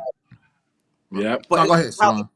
the new No Limit thing. I think that's why people look at it like that, as Cash Money was cool at that point. You know what I'm saying?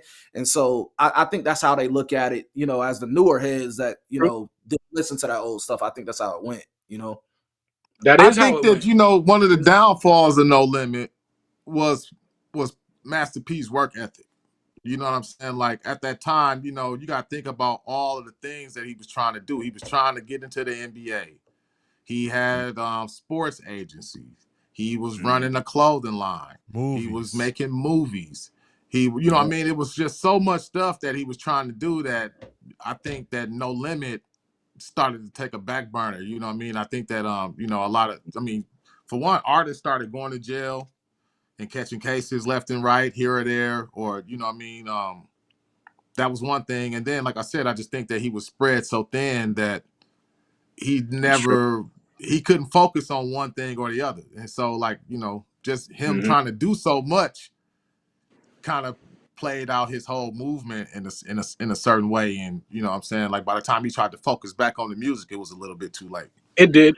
It would be equivalent to like imagine G Unit, right? Imagine G Unit in 2005. Now let's imagine that Griselda comes out in 2006. So you see G Unit right here, and then Griselda right there. So that's how, and then you're gonna one phases out the other. That's kind of how it was with No Limit is popping. Then Juvenile is right there, and after the Hot Boys. So Hot Boys. Once we see Hot Boys, people's natural inclination is let me go listen to what's new. So, and we just go with new because we kind of see a weakening in No Limit in their business structure, in their popularity. Because once he comes with Make Them Say, that's the peak of No But Limit. when and that's what I'm saying. Like when you really think about it, the real future of No Limit, the real future of No Limit was Mac and I can see I would say Miss. it would be Mac and Soldier Slim was the real future of No Limit, and then like they they kind of disappeared right after they debuted albums, and so like I said that I would really, when you really look at it, they were really going to be the next backbone of No Limit. You know what I mean? They were going to be the future of No Limit. Them guys like Kane and Abel. Even Fiend, you know what I mean? Like a lot of those guys, they were supposed to take No Limit to the next level. And like I said, it was so many different things that happened that it Right. just never happened the way that it was supposed to. But they still had a great run, man. And just one last thing, like all you guys is right on that. But another thing that I say, aside from their artists being locked up or things like that, or other ones possibly leaving the label, I feel like they didn't catch on to what the new wave was going into. Coming off that early No Limit thing, when you start to see it transition to here, and you seeing like where hip hop is kind of like in that flashy mode, with the North and what they're doing up there. I feel like Cash Money kind of gave you that fantasy of that as well. They were stunting early. You didn't, No Limit. It kind of showed you what it was like. It gave you an image of what the rise to that is, and Cash Money is like straight out the gate they stunting. So it's like the sound and what they're talking about and the content, even though like early stuff like Juvenile and stuff was like interpretation of the hood for real, but like No Limit never transitioned to what that new That's it. phase of hip. going and sound That's and a stuff good like point. that. And when That's you true. say that, that's a super great point. And that Mm, all leads to Beats by the Pound leaving No Limit too at that time. You know what I mean? Like mm. once Beats by the Pound left, they really never recovered their proper sound right either. That was very big in the demise of No Limit. Was them losing KLC and Beats by the Pound, and you know what I'm saying? I think even Moby Dick, you know what I'm saying, wasn't even really like But around at that time It either. lost So their that signature that sound. was It lost their signature sound. It was like when yes. Manny and Cash Money was having their issues, it's the sound it, kind of changed. You know what yeah, I mean? it's not just the pinnacle for No Limit, but it's the pinnacle for rap. Hip hop, this is the highest peak we have ever reached, meaning everybody is fire. You have Wu Tang is on fire, Puff Daddy is on fire, Def Squad, No Limit, Cash Money, the whole Def Jam label, Ludacris is coming out the gate. Um, everybody is on fire. This is Lauren Hill is out the gate. Like everyone is at the highest peak of hip hop. Then here comes the internet. You know what I'm saying? But what I'm saying is this is the peak for everybody, not just No Limit. This is the peak for the entire culture. You You know know what I what? mean? We could have did a whole show on No Limit today, man. I got the hard assignment. Super tasked me with Cash Money. He did the No Limit side. I I did the Cash wanted Money side. Cash Money for real. I But really wanted Cash nah, Money. but nah. You know, it's cool. It's cool. You gave me the hard assignment. But I'm gonna start it off. I'm gonna start it off. Let's talk about Cash Money. Let's talk about Cash Money. I think we need to put some respect. I'm gonna take you to the beginning of Cash Money.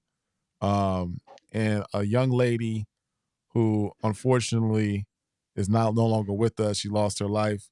Um, but she is one of the most important artists because she created or she helped create the sound. Let me find one of my stuff. I'm talking about Magnolia Shorty. Let me find my joint. Hold on. Let me find my joint. Yeah, for sure. For sure. That bounce. All I remember is when Juvenile comes out, we like, what is this? He comes out with that, huh? Boy.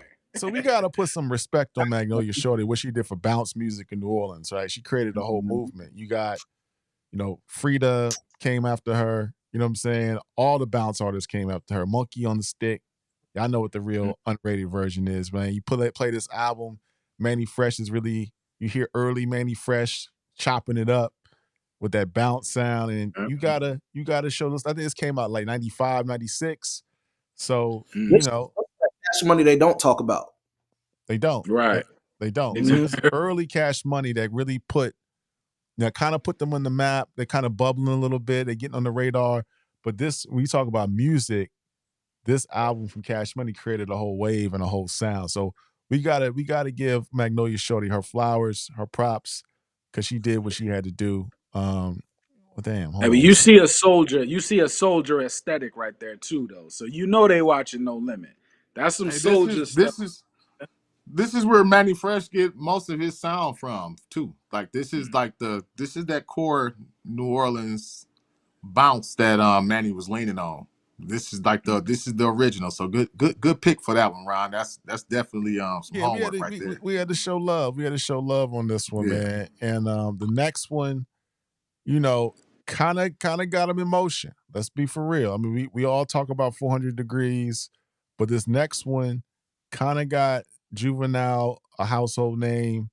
Um, it kind of put them on the map a little bit. Now they're getting a little bit. Now they're getting warmer, right? They're getting warmer. I know the Big Timers came out. They had an album before that, and BG had an album before that. But this is the one where it's starting to come to national attention. You know what I'm saying? Magnolia Shorty had her run and that was popping with the bounce sound. Girls was going crazy with that. But as far as starting to get some national attention, we talking about Soulja Razz. Now, Big Timers did have albums before this and BG, and then we knew about them in the South. But as far as like the mainstream picking it up, I think the first time I noticed the Cash Money album was in the Source when they had Soulja Rags in it. You know what I'm saying? So I don't like when we do this to BG, fam. I really I don't. ain't skipping over. I ain't skipping over No, BG. I'm no, just no, no, no, no. But I'm just gonna push back a little bit on what you're saying, just a little bit. Like nah. let's not ever forget, man. We gotta put respect on BG name. BG is the reason why Cash Money is Cash Money. Without B what All no right. straight up and down. Without BG, Juvenile don't even sign there. without BG, there really is no real. There's really no Cash Money, and like we really gotta No, keep it break put break No, that I down. got real. you, Break. super. I I never heard 100%, that. 100% agree. What I'm saying when the national attention, BG, without BG, there's no he's the rock of Cash Money, the foundation of it, the pillar of Cash Money. Yeah, I didn't know I ain't that. disputing that, but I'm I saying thought the national attention was Juvie. He just got to give it up. No, This is you right about that. Juvenile he did bring them the national attention. Like you definitely He's the right about face. that. Yeah. But Cash Money would have closed the doors down before they even got a chance to get Juvie if it wasn't for BG. Is all I'm really saying. all right. I didn't know that. Now you putting me on. I thought Juvie was the first one. I didn't know. You know what I mean? They No, had no, it other was B. artists. They had other artists, but the future of Cash Money was BG. And like I said, the BG having like that street love and being so hot and young, that's what influenced Juvenile to sign with Cash Money. Dope. Fire. Right. Who we got? What That's we what's had on up. the list, man? My list is getting out of order. We had let's go. I'm gonna take your list a little bit, Super, because we had our list is pretty much the same. But we had what do we have? We had 500 Degrees was next. Now, why'd you have 500 Degrees as number 10 on your list? I took that off, remember? What you But put on there? I said I'm gonna put Turk. I got Turk on there as the number 10. Young And and shout out, thugging. because a Turk. lot of people don't know, like Turk, like people always, put Wayne to the face of No Limit, but I would say like Wayne was number 4. I mean, not No Limit, but Cash Money. Sorry about that. Cash Money. Wayne was like number 4 to that Cash Money team back then. You know what I'm saying? Turk was a favorite, dog. Like Turk was one of those ones. Like I would always say Juvie, BG, Turk, and then Wayne. Those are my favorites. That was the order at the time. You're right. That was the order at the time. That was the true order. That really was. I can see that. That was the I can order. see that. Even from the Bling Bling verse with Turk, I'm like, yeah, man. You Like, rocking with and Turk. you hear it, it's just like that's one that you always gonna remember that. And that's not the one that even made it the radio, but you always gonna remember that verse. I thought Turk and Wayne was gonna do like a duo album. I thought they was gonna be like a group or something because they was so like similar. You could tell they was the youngest. You know what I mean? But, Yeah. Now, old Baldy, at the time, Turk was the one. People were anticipating Turk's album more than anybody. You know what I'm saying? Well, BG already had his place solidified. Juvie was already had his place solidified, but it wasn't Wayne. It was Turk. Folks wanted Turk out. They wanted that Turk album. You know what I'm saying? It wasn't Wayne. It was a time. It was a time where people really, when you was listening, unless you really was really truly up on Cash Money, people didn't even know the difference between Turk and Wayne voice for a while. You know what I mean? Like sometimes you would hear Wayne rapping and you would think it was Turk, and sometimes you would hear Turk and think it was Wayne. So it like especially around that early time, it was hard to know the difference between the two. They were so young. That's crazy. Crazy. What do we got? We got Chopper City in the Ghetto. What do we? Chopper City. Oh, wait. What was your number 9? Hold on. Let me make sure I got it right. I didn't write down my Cash Money list. I think I texted to you, but I didn't write it down. We had BG True Story. That right there. I mean, that's one of the ones that's like one of the first Cash Money. That's when I say that BG was the backbone of Cash Money, and like the reason why, this really is a joint album. This is BG.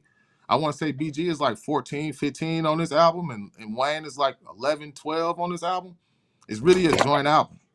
And this is one of the real first BG albums. This is one of those this is one of the cornerstones of Cash Money really right here. You know what I'm saying? Besides like those other those other albums like I want to say UNLV. I want to say they had some work, and Cash Money had some other artists, but this is one of the first BG and Wayne albums that there was out here. And like I said, like when you listen to BG rapping on here, this dude is like 14, 15 years old, man. Like these street stories that he telling and like the seriousness that you hear in his voice, it's like, yeah, he had to live some of this shit because it's impossible for this dude to be this young speaking like that. It's shit. It's got listen to the album. It's damn kind of sad that he had to live through. I mean, it's kind of sad when you think about him being so young and seeing all this shit. You know what I'm saying? It's kind of crazy. You know what I mean? Yeah, yeah.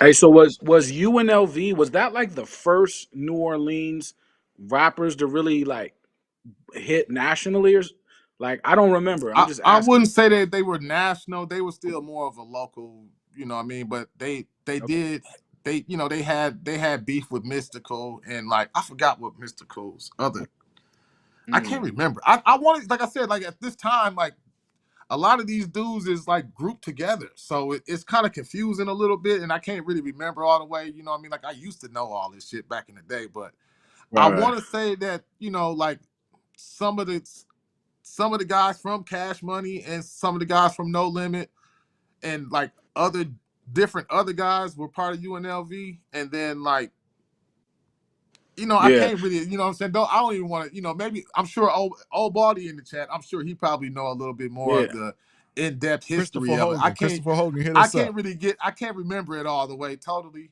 but you know, Yeah. I remember the name. it's a New Orleans connection there. I know that they was going at it with Juvenile. I mean, not Juvenile, but Mystical. Mystical. And I want Yeah. to. I can't remember if Soulja Slim was part of the group, or I can't really remember. So you know, don't get me the line. Don't get me the line. They had a five. Yeah. All I know, I they had a just five. remember seeing their album, and I remember seeing their album in the store. Like, who's this UNLV? Is I'm like, they're from New Orleans, but I didn't listen to the album. I just remember seeing the name, you know. But Yeah, that's dope. Big time as I got that work. Now this is when Cash Money is the sound is getting polished at this point. You know what I mean? The sound's getting, yeah, you know, they got some money for more musicians and more equipment, and Manny's playing with some different the sound sounds bigger, it sounds fuller. You know what I'm saying? You got the number one stunner, you got Get Your Roll On this joint, and it's a big record. You know what I'm saying? It's not, you know, it's not as you know, revered as I got that work, you know what I'm saying? You know, volume 1 and volume 2. You see the Get It How You Live. You you gotta see the love that. I'm sorry. How you love that? How you love that volume 1 and volume 2? I'm sorry. Go ahead. you see the opulence of hip hop. When you see Cash Money in the early days, this is the highest. This is ancient Kemet on when they're in their all gold dynasties. This is hip hop, super opulent. Everything is gold and diamonds. You know what I mean? So it's crazy. You know. What number you on, Ron? I'm on number 8. So number 7, you got number 7. You know what number 7 is? It's the Carter 2. It's the Carter 2. Yeah, I got, Carter you know, two. it's You jumped this is, I ahead. mean, no, I mean, for me, you know, for me personally, this is where I gotta put it at, like for Cash Classic. Money Records. You know what I'm saying? Like it's a classic. It's a classic, and it's the start of the real Lil Wayne movement, and the start of the Cash Sure. Money going into the next phase and leaving No Limit behind. This is where it's all over for No Limit, and Cash Money. The next Super. level of the Cash Money dynasty begins right here at the Carter 2. Well, This I can't Wayne say is that I want. dangerous. Hey, This is where Wayne is I super can't say dangerous. that this is I can't move it up no higher than this as far as this time in Cash Money. So, you know, shout out to Wayne. It's definitely a momentum piece, but No, This was but a I fight. can't. this is when Wayne is saying he's the greatest rapper alive. And people are looking at like, how you gonna let him say that? Then when you listen to the album, you really think for a second, like, is Lil Wayne the greatest rapper? Like you honestly think about that because he's rapping ridiculous, like crazy. You know what I mean? So that's a Yeah, major no, key right there. You know? definitely. Wayne kept the lights on in Cash Money. Hell yeah. Yeah. And this is when Yeah. Wayne is becoming. He's starting to break out a little bit. He's becoming a star. You know what I'm saying? Hustler, He's Superstar. man. he's getting more notoriety. He's starting to get folks across different regions and starting to really take. Well, he always took notice to Wayne, but now it's starting to get played in New York. You know what I'm saying? You know, You he's starting take to him bubble. serious. Yeah, Yeah, you he's take getting Wayne very serious as an at this point. MC. He's starting to earn his stripes. And it's the beginning Mhm. of like It's the his big feature era too. Like Yep. this number is when he Yes. 6, do the it. G code. You understand? Number 6, the G Code, man. Got some of my favorite Juvie songs on here. You know what I'm saying? I'd like Take That 5 is a classic Juvenile song. And you know, Juvenile was another artist that does not get enough respect for the content that he has within his music. A lot I of agree. people, you know, when you listen to him from a surface level or from like the hits that you think he got, you don't really you don't recognize it. But when you dig into Juvenile's discography, he's socially conscious. He's got a lot to say that's just more than shaking ass and jury. You know what I mean? Yeah. Juvie is He was underrated. Go ahead, y'all. I was gonna say he definitely was reporting what he's seen and what he was living. Like he was definitely like that reporter for what was going on where he was from. Definitely. I don't think a lot of Some people people, yeah, content. some people like this album the best out of Juvenile's catalog. I don't know, but I've heard people say they like this one the best. You I know what I mean? think that content wise, I can understand. I can see it because it's more of a message and it's more of it's more street wise and it's you know it's got Mhm. I can understand where somebody might come from if they say that. You Yeah, know I can get it. I get it. He got 4 albums I like for real. Yeah, that's Juvie fine. got a lot of albums that's underrated. I think Juvie got Mardi yeah. Gras is another one of them underrated Juvenile albums. I mean That Mardi Gras Juvie, the G Code, 400 Degrees, Project English, and Juvie Great. Both 4 of those yeah, albums is albums that I love. yeah, yeah. Yeah, I think Juvie. Juvie is overrated, is underrated. I mean, Juvie is underrated in the aspect of you know just like what he was at the time when Juvie was coming out. People, like I said, there's a lot of this is like I said, goes back into the theme of the week, man. Revisionist history, man. There was a time for a hot little minute that Juvie was one of the hottest rappers in the game. Like That's people keep fact. forgetting. I mean, That's a fact. That's a no, fact. straight up and down. You know, Juvie was Yeah, so no hot doubt. that even Jay Z hopped on the track with him. Like That's facts Juvie had too. a run where he was gaining a lot of respect in the game, and you know, especially for a Southern artist, he was considered one of those ones at the time. You know what I mean? Like he was having his way in the game for a while. And Cash That's a Money was fact. being on tour with them and everything too. You know, a lot of people, Mhm. gotta remember that. You know, the South, that early South, that Cash Money, they was on tour with them. With Yeah, Mhm. Rough Rider, stuff like that. So Yeah. Hard that Knock was hard. Life. Yep. We Number saw their five. videos too. We saw their music yeah. videos, and we saw the Magnolia on camera. We was like, oh, they from a real place. So like when we saw the visuals, we knew they was authentic. You know.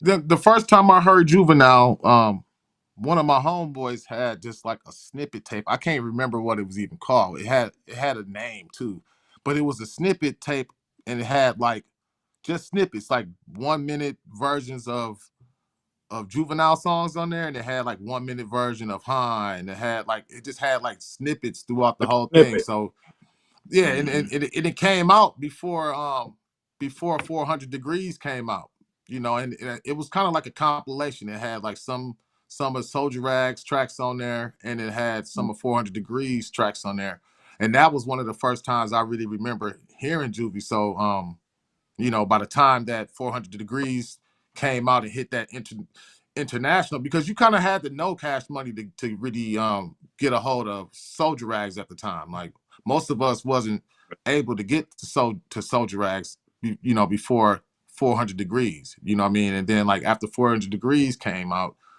a lot of us Mhm. went back and reached back to Soldier Rags.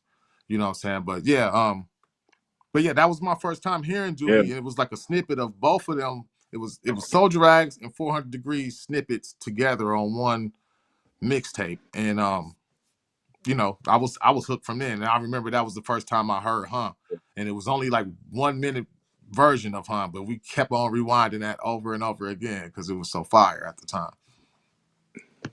I think Juvie did the heavy lifting. Like Juvenile did the heavy lifting for Cash Money. You know, because they was Yeah, a group, the Hot Boys. You know, they was a group. But Juvie, when he came out with Han, and he did a lot of the heavy lifting. You know, then when he came with Back That Ass Up, he out of here. He out of here with that. You know what I mean? and you know when you think about it, it was fitting for him to do that because he was the oldest out of everybody, and so he was able to kind of more or less handle that role and be the first one out and like live up to Mhm. that live up to that hype for the rest of the younger guys. Because you know he a little bit older of the rest of the clique, so Right. it worked Yeah, out I heard perfectly. he had. I heard he already was popping like before. I heard he already was Yeah, rapping before Cash Money yeah. in New Orleans, like as Because a local rapper. I'm not even Mhm. sure. Like, if you really look at Soulja Rags, that's a Juvenile CD, but I'm not. Is it Cash Money? I'm not sure that that's a Cash It's Money. I Cash don't think Money. that's. I think it's It Cash is Money. Cash Money. It's It Cash is Money. okay. Okay. Mm. It's Cash Money. But The next one, number 5, we got It's All on You, this Volume 1 and was a Volume 2. tie, man.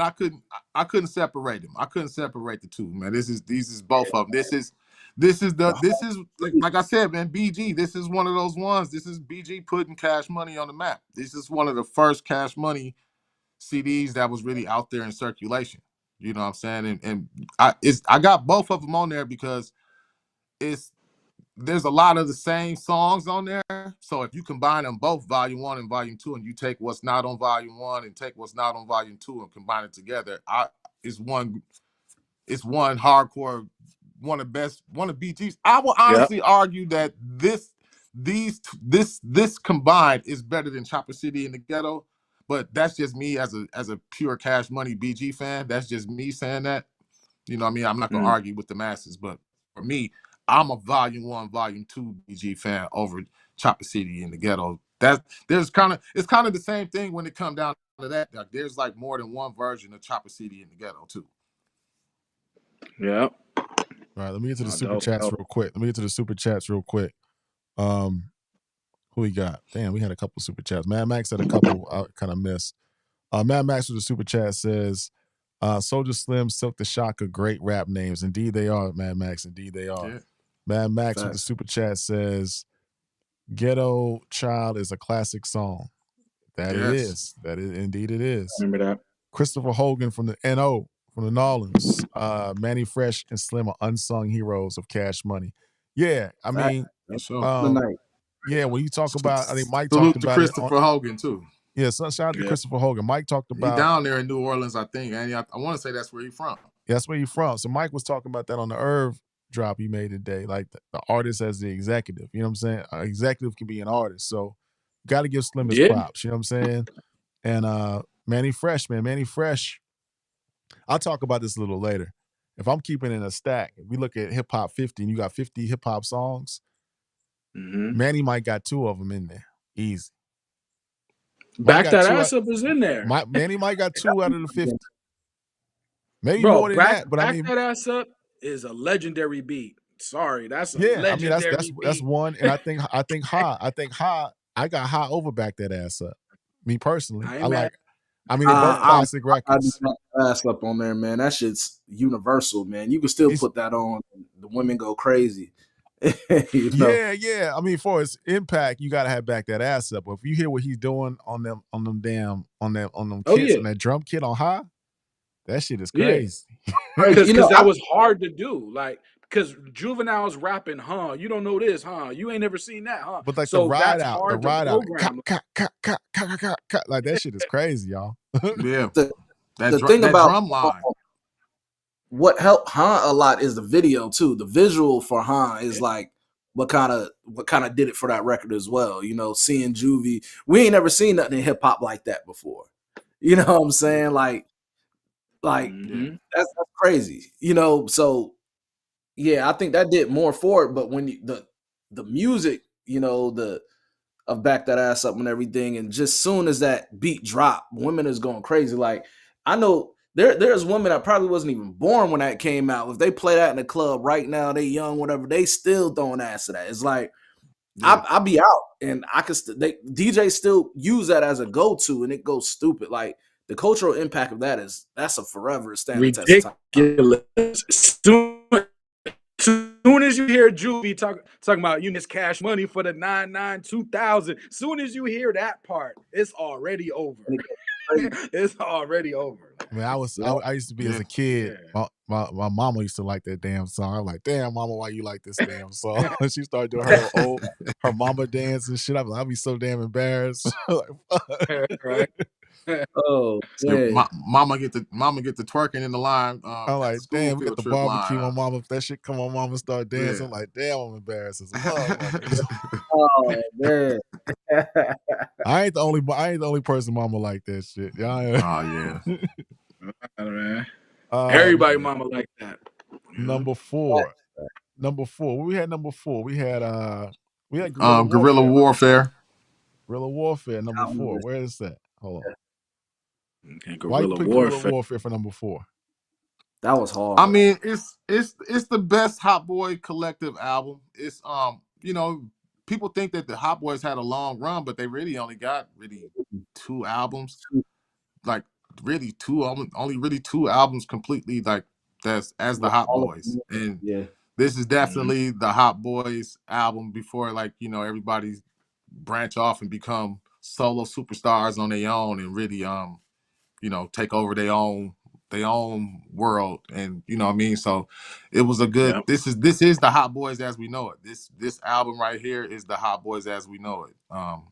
Like I said, Ron, I can't remember the songs on here off the top of my head because I didn't really do too much notes on the Cash Money side, but it's definitely. I mean, it's a low key classic as far as group work. I mean, where would y'all put this as far as Oh, groups? that's on As far me. That's top 5 for me.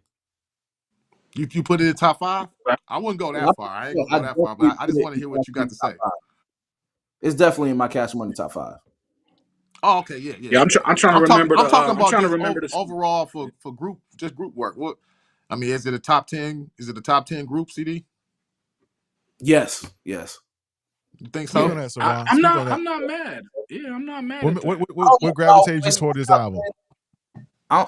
You said what now? So what gravitated toward you toward this album, Guerrilla I Warfare? was already like a Juvie fan. You know what I'm saying? So, but visually, the first time I was introduced outside of seeing Juvie was seeing them all together as the Hot Boys. You know what I'm saying? So, like being younger and watching music videos, we're seeing the Hot Boys on TV. You know, outside of Juvie, it was the Hot Boys that we resonated with. So, that's what made me gravitate towards it. It's like growing up here in Jacksonville, like when I was in Seattle as a kid, I was younger, but my uncle, all them, I heard them listen to No Limit. When I got down here to Jacksonville, they love Cash Money. You know what I'm saying? Niggas was wearing bows and soldieries. So it's Yeah. like I was already hip to Juvie and stuff being up there because like being up there on the Pacific Northwest, there's 2 joints from the South that we heard on radio, and that was Trick Daddy Nan and it was Back That Ass Up by Juvie. So I was already a fan of Juvie and everything, so anything he was gonna put out, I was gonna go listen to. So, but visually, when I got into watching music videos more and everything, we seen the Hot Boys on TV and stuff like that after Juvie. So, yeah, that shit's This is legendary. Yeah. I'm not gonna lie, like album covers were a big thing. Like when you just saw the cover, because No Limit made it where you recognize their covers. Then Yeah, you know how like when people now in this era, you know how when people say, "Oh, it's a weed plate," it's kind of like disrespectful. Well, in back in the day, a weed plate was kind of a real thing. I hate to make this kind of thing, but I used to see Cash Money records when someone was rolling a blunt, they was always breaking the weed down on a Cash Money album. So I saw the covers always, as someone was breaking the weed down. So that's how I listened to the albums. It would be Guerrilla Warfare or a Juvie album or a BG album. But every time someone was about to roll a blunt, maybe it's just me, but their album covers were like iconic. You know what I mean? I would say too. This is around the time too. Where Wayne is starting to take that next step and like really become special. You know what I'm saying? Like this is where when we had that conversation about Wayne, this is around the time where I'm really like I'm a super Wayne fan around this guerrilla warfare time. Like Wayne is like extremely impressive. He the youngest off the clique. He he lyrical, he versatile, he can do everything. And so at this time, I'm a super Wayne fan. You know what I mean? Like, when we think about it, man, like, shout out to Wayne, man. Like, I think everybody knew Wayne was going to be a star one way or another. It was just depending on how he was going to execute it. But from the Wayne, beginning of hearing Wayne and knowing how young he was and just seeing that the work that he was putting in, all the way through. I mean, I think there was no doubt in any of our minds that Wayne was not going to be a star. I think we all knew Wayne was going to be a Oh, star. I knew it. The block is hot. The block is hot. So I Yeah. mean, he definitely wasn't Bow Wow. When you saw Lil Wayne, you knew he was different from Bow Wow. You know, he was outside too. You definitely knew Wayne was outside too. He was Yeah. outside. Yeah. And when I was younger, like that Block is Hot video was like one of the hardest videos to me. Like seeing that as a kid, that was one of the dopest videos to me for real. Like I ain't gonna lie, them niggas made me want to be like them when I was a jit. Like for real, like seeing them and like what made me want to be like them. I want to put. I'm getting the dumb foil on my teeth and shit. Yep. Like Yep. I want to be them niggas, dog. I ain't gonna lie to you, dog. Like Cash Money, yeah, they did.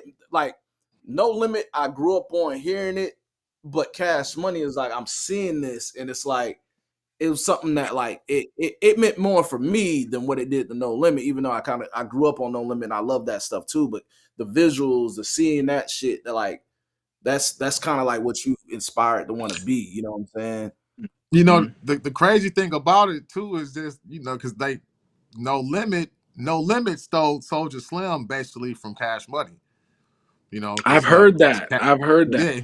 So imagine if they would, you know, if they would have had like Mac, because Mac, I want to say Mac and Soulja Slim was really supposed to be with Cash Money at the time. So if No Limit, it almost like it's just a big what if, you know what I mean, when it comes down to it, you know what I mean, it's a big what if. And then you see later on, like after the Cash Money days, BG and Soulja Slim, they combined and made Slow you know, motion. group CDs. That's Juvenile, that's Juvie and So and Soulja, but BG and Soulja, they got a couple of CDs together. Right. You know what I'm saying? That, you know, after Cash Money basically. But yeah. you know, I like Hot Boys joints that's not necessarily in Hot Boys albums either. Like I remember the Wayne Lights Out album, and this may not be everybody else's favorite, but Keisha on Lights Out, when it's all of them on there, like that was my shit. Like Yeah. I still listen to Keisha. You know what I'm saying? Wayne had like a crazy like kind of flow on there, but I just like how they all approach that record. You know what I'm saying? But Yeah.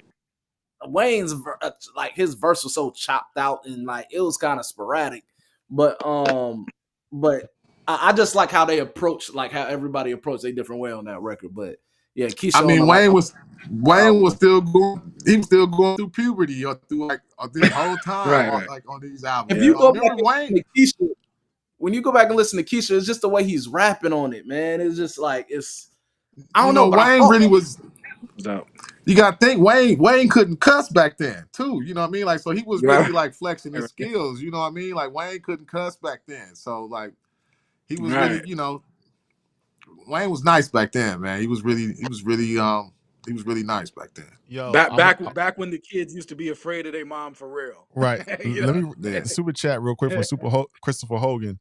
Manny was a DJ, producer, executive producer, rapper, and engineer at the time for the whole Cash Money. That's true. But yo, Saral, you made a good point. One of my favorite Hot Boys records is on that. I don't know why they didn't put this on the album. Either one. Y'all remember the Realest Ninjas Down South compilation? I don't know. I don't think so. If I saw the cover, I gotta see the cover. Yeah. I remember hearing that, you but don't want to go. You don't want to. That shit. Woo! Lil Wayne went crazy on that joint. It was rapping. I remember that compilation though.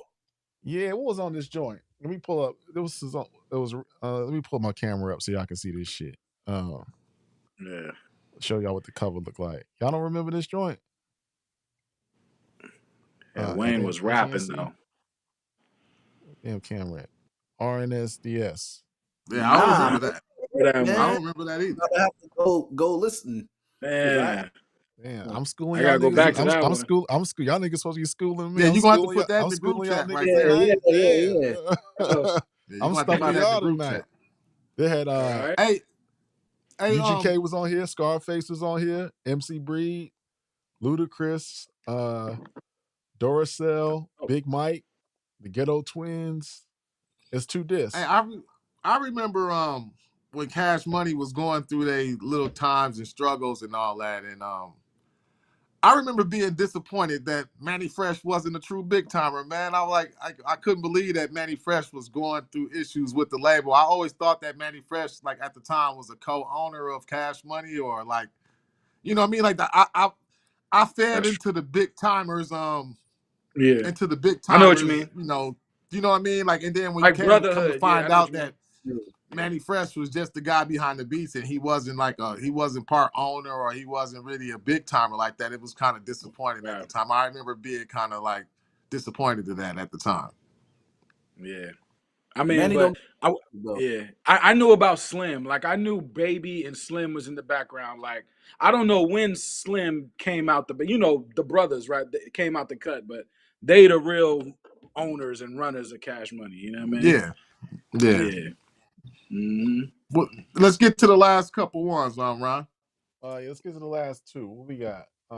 Speaking of big timers, man, and Manny Fresh and Baby, you know what I mean? We got to go with the big timers. How You Love That Volume 2.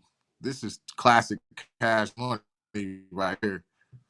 You got some of the true I remember that. Cash Money anthems at this time on this. You know what I mean? You Whoa, got whoa, whoa, Kimo big Sabe. timers. Whoa, whoa, whoa, Keep Sabe. You got Big, that. You all of got my hobby. what is it? I think I want to say Yeah. Top of the Line Nigga and Cutlass Monte Carlos and Regals, man. And I mean so many timeless classic Cash Money moments on here. You know what I mean? Like this is one of the foundational Cash Money records. If you know, you know.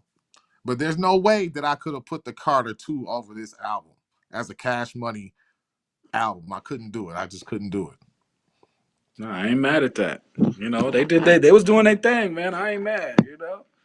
Man, Big you could time never was make great. me against this like the early Cash Money stuff. Like I don't care what order it is, all of them is always gonna be like something near and Yeah. dear to me. Hmm. Yeah. It's got some of the best Cash Money efforts, too, as a group on here. It's got some of the best Cash Money songs. This is almost, I would almost argue to say that this is like almost a Hot Boys album too. You know what I mean? Like it's more than just a Big Timers album. It's really a Hot Boys album. Yeah. It's more. It's a continuation on from you know the Hot boy. original first Hot Boys album, and then you get this, and then you get pretty much Guerrilla Warfare, because the Big Timers albums were basically Hot Boys albums, just with everybody combined together and under the name of the Big Timers, but they were really Hot Boys albums for real. Dope. Number 2, we got the Fire. classic Chopper City in the Ghetto. This is another one of them ones. Like I said, BG, man, BG don't get enough Cash Money respect, man, but BG is a lot of the inspiration behind what Cash Money was doing at the time. And B, I would argue to say that BG got the most of the Cash Money early classic albums. You know what I'm saying? Like Mm. he was Cash Money. To be honest with you, for me, BG was Cash Money. Juvenile was extra, and you know what I mean. Like Juvenile was great, and he was kind of the face. But BG is kind of like the Ghostface Killer of Cash Money. You know what I mean? Like where he's kind of like Mm. almost the representative of the group. When you see Ghostface, you think Wu-Tang instantly, and for me, BG is that for Cash Money. So, I can see that. Hmm. That's number 2, right? yep, number Yep. 2. Y'all already know what number 1 is. Y'all already And know. number 1 is 400 Degrees. I would argue one of the top. Okay. I would argue one of the best classic front to back classics. I would argue I would almost argue top 10. To be honest with you, I would argue that this is a top 10 hip hop Yeah. classic. Period. No matter what coast you on. Mm. I mean the I ain't mad. 400 degrees track still slap today that they went back and did the music video for it. Yeah. You know what I'm saying? Like DJs is still playing 400 degrees in the club. I Yep. would argue that, like I said, especially out of the South. I mean, other than maybe like a Aquemini and like Soul Other Food or classics. something like that. Other classics. Yeah. This is one of the. This is it's got to be a top 5 Yeah. classic out of the South for sure. Oh, hands And I down. would Yeah. argue, I would almost, like I said, I would argue top 10 to 20 hip hop classic all time, just period. You know what I'm saying? I would Major argue that. album. I would argue that. Yeah, I Yeah, mean, I ain't mad. That was it's a major album. 400 Degrees was a major album. I ain't mad. it's I got mean, 2 it of the put top 50 hip hop songs of all time on it. 2. Out of all in the yeah. history of hip hop, I Yeah. would argue strongly, "Ha" and "Back That Ass Up" is in the top 50. One of Christopher them Hogan, is in there for sure. one of them for For sure. sure. Christopher Hogan with the super chat. We're gonna have you call in at the end of the show for a few minutes so you can tell us what's going on in New Orleans. Soulja Slim, Soulja Life Mentality. If you haven't heard it, you gotta listen. He's your favorite Yes. rapper in my city. We Yeah. want you to call in at the end of the show to talk It's about it. hard to maintain that soldier life mentality. Yes. And he was speaking, he definitely spitting some gems on there, and he talking some real shit on that album too. Shout out to Soulja Slim, man. Damn. Shout out to Soulja Yeah. Slim, man. Gone too I soon, missed man. that album, man. And I always used to hear the name Soulja Slim. The album came out. I don't know how it slipped. I just totally missed the album. Like, but I'm gonna go back to that and check that out, you know, man. it's a I would argue. My bad, Siobhan. I just want to say this real you quick. right. I would argue that Soulja Slim is to New Orleans almost to what Pastor Troy is to Atlanta. Mm, Mm. I can I'm see not that. mad. Okay, I'm not mad at I I can can that. see see that. that. I can Mm-hmm. see that. Yeah, I'm Kind not of like mad an at that. unsung hero to the city. You know what I mean? Yeah. But You people know him and he got a movement behind him and people fuck with him. But he didn't really Yeah. break out, you know what I'm saying, like that to the mainstream. You know what I'm saying? Yeah, But he if you didn't in get the chance Atlanta, to totally. yeah, Yes. if you in Atlanta, you rock with Troy. And if you're from New Orleans, you rock with Soulja Slim. Because I mean, I first got to know Soulja Slim when Give Him to Him Raw. That's the first CD I heard. I was on the bus and my one of my homeboys gave it to me, and I remember it had a different kind of packaging. It had like the perforated packaging. At least the one I don't know what kind of version y'all had. The Silk the Mm. Shocker CD, Charted to the Game, and I want to say what was another one? It was that one. It was a Soulja Slim. It had that kind of mine had a different type of pack. It was like cardboard. You know what I mean? So I was like, let me see that With joint. like And the white. I remember yeah, like the with like the white white. plastic. You know what I'm saying? So that was the Yeah. first time and when I heard that CD, I was like, yeah, this guy, that's good. This guy is it. And then, that's why I got introduced to him, man. But yeah, Soulja was the one Dope. that do. But I see your point. I see your point, Super. He's Yeah. legendary. You know what I mean? Yeah. Mm-hmm. yeah, Legend. Let's there's get some to the songs. Let's get to the songs real quick before we get out of here, man. I ain't gonna pull up in no order, but we got a playlist that we're gonna put on in the description of the video tonight. And you can go to Spotify, you can listen to super songs. We're gonna mix it up. So Cash Money No Limit. There's some songs that we ooh, picked. So that's let's go through. fire. Let's go through, and we might put we might put it on YouTube too, where you can go through the Yeah, videos we and the might Mm-hmm. have to do songs. something like that. Make a YouTube playlist or something Yeah, with it. we're gonna put it You on know. Ooh, YouTube. We're gonna that's put it on YouTube. fire. We're gonna put it on Spotify so y'all can go through what we talk about on your old time so we don't get no copyright strike. So the songs that I have for you, Super, were you had Young Bleed, How You Do That. You know what I'm saying? You gotta have that one, right? You know what I'm Got saying? How you to. do that there? How you do that? That was fire. You had let me start at the bottom. Down for my ninjas was Snoop. Snoop. Yeah. I got down for my niggas with Snoop. I got Young Bleed, How You Do That. I got Can I Ball off of the Mac Shell Shock album featuring Soulja Slim. That was fire Mm. when it came out. I don't know. I mean, Mac had a lot of tracks on there, That was but dope. He was dope. this was one of my favorite ones. Can I Ball featuring Soulja Slim. I like they back and forth on here. They was rapping their ass off on this, and the story was nice too. You know what I mean? Like it's a great song. So I picked Mm-hmm. most of my songs. I know I could have went with more songs that people would probably say. Like for me, I didn't put "I'm Bout It" on here. You know, I know it's gonna be blasphemy for a lot of y'all in the chat, but What? I'm What? Bout It didn't I'm Bout It didn't make my How list. the soundtrack is fire. I tried to showcase a little bit more of like No Limit crew love, so I tried to put more Okay, songs okay. where it was more It's all good. guys from the crew on here. You know what I mean? Yeah. You definitely gotta have. I always feel like on here, a classic Silk the Shocker verse on here. I think that's it might be one. To be honest with you, this is it Silk's best verse on here? I would argue to say that this might be Silk the Shocker's best verse on the song. Is on. Mm. I always feel like. Yeah, I Dope. say that. No Limit Soldiers, a nice posse cut. You know what I mean? They repping No Limit, putting the Yeah. tank on the map right here. So it's hard to leave this song off of here. And it's definitely it's off of their best album. Another one of them fire tracks off the TRU album. There's plenty of them on there. Like we could have down there made this list off of TRU tracks alone. But like I said, I'm trying to show a little bit of love to everybody in the clique. So For sure. Yep. don't play no games. Mystical on the track. I mean, like I said, what can I say about this? It's one of them beats. And one of them C Murder coming in, taking over the track and just sounding great on there. You know what I mean? Like this is one of them C Murder moments where it's just you'll see what I'm saying when I say that C Murder had one of the best rap voice. When you play this song and the way that C Murder come in rapping, and like I said, it's another one of them No Limit staple posse cuts. C Murder album was just fire though too. Like it was hard to pick Pacific songs, but I had to pick this song as a great No Limit representative. Dope. I already covered Can I Ball with Soulja Slim. The next one you got is From What I Was Told, Soulja Slim. From What I Was Told, this is the coming out story of Soulja Slim making his no. That's the wrong one. Hold on, it's the wrong one. My bad.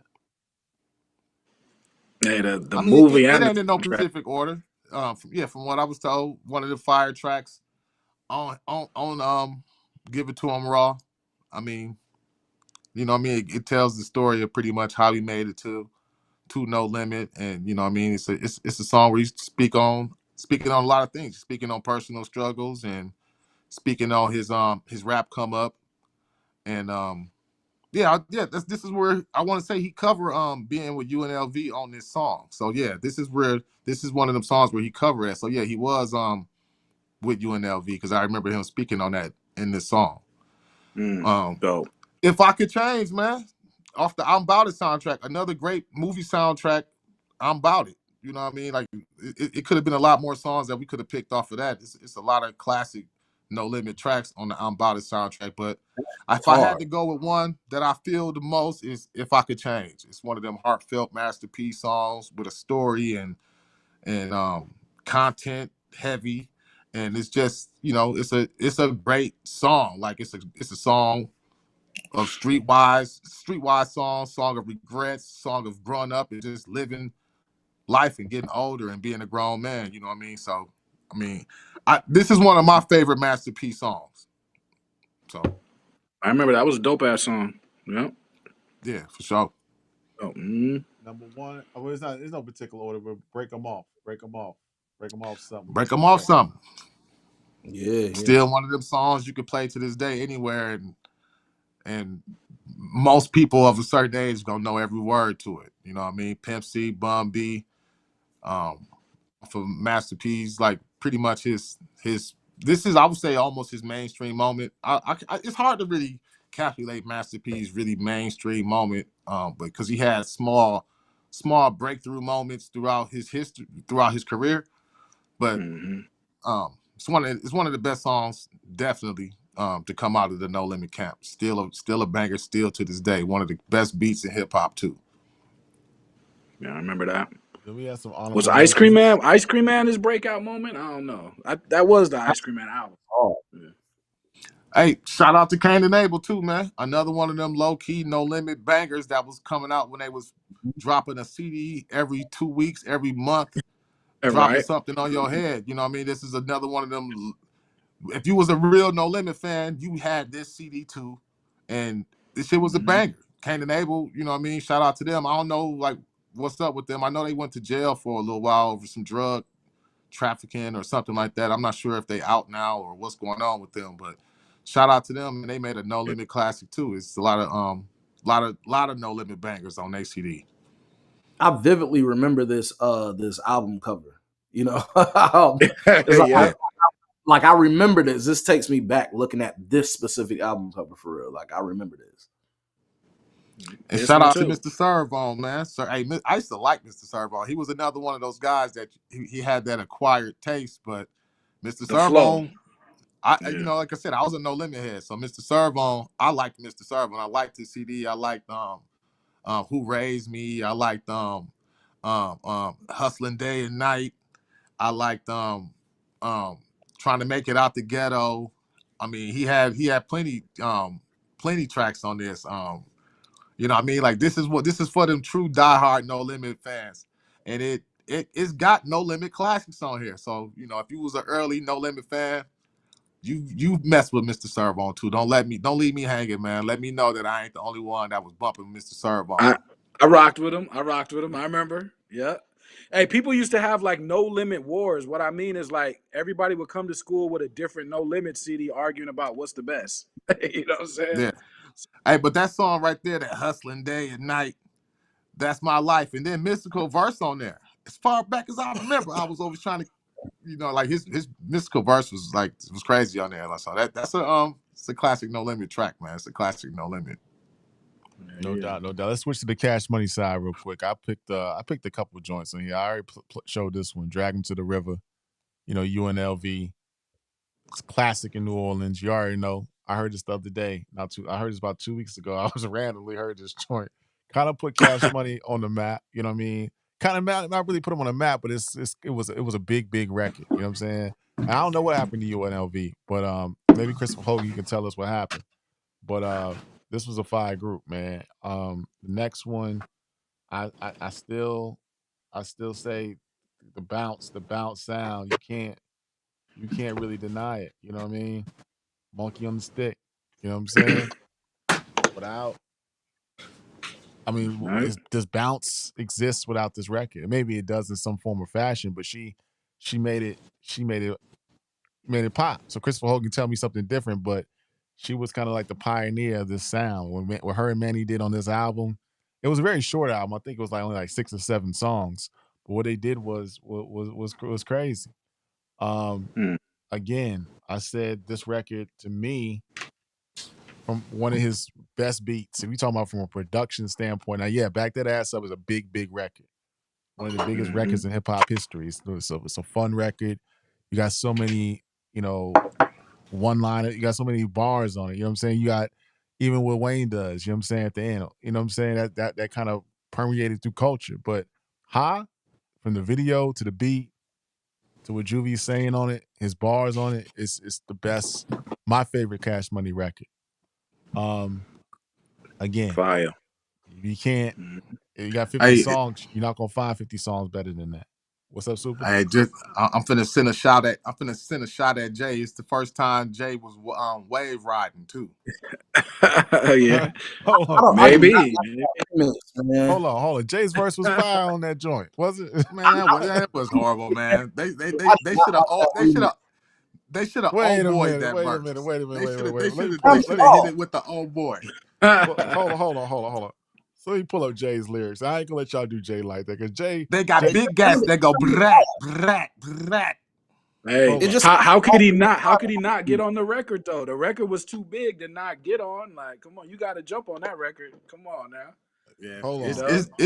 It's Jay's first wave surf right there. It's his first wave surfing the tip right there. You gotta surf, man. You gotta surf in these streets. Leroy, you don't know the verse? What's the verse, man? I'm trying to find. I just remember that. I used to know it. I done forgot it. Hey, I never liked. That's what I remember. I remember they got big gats that go brat, brat, brat. You don't want that or whatever he said on there. I remember that.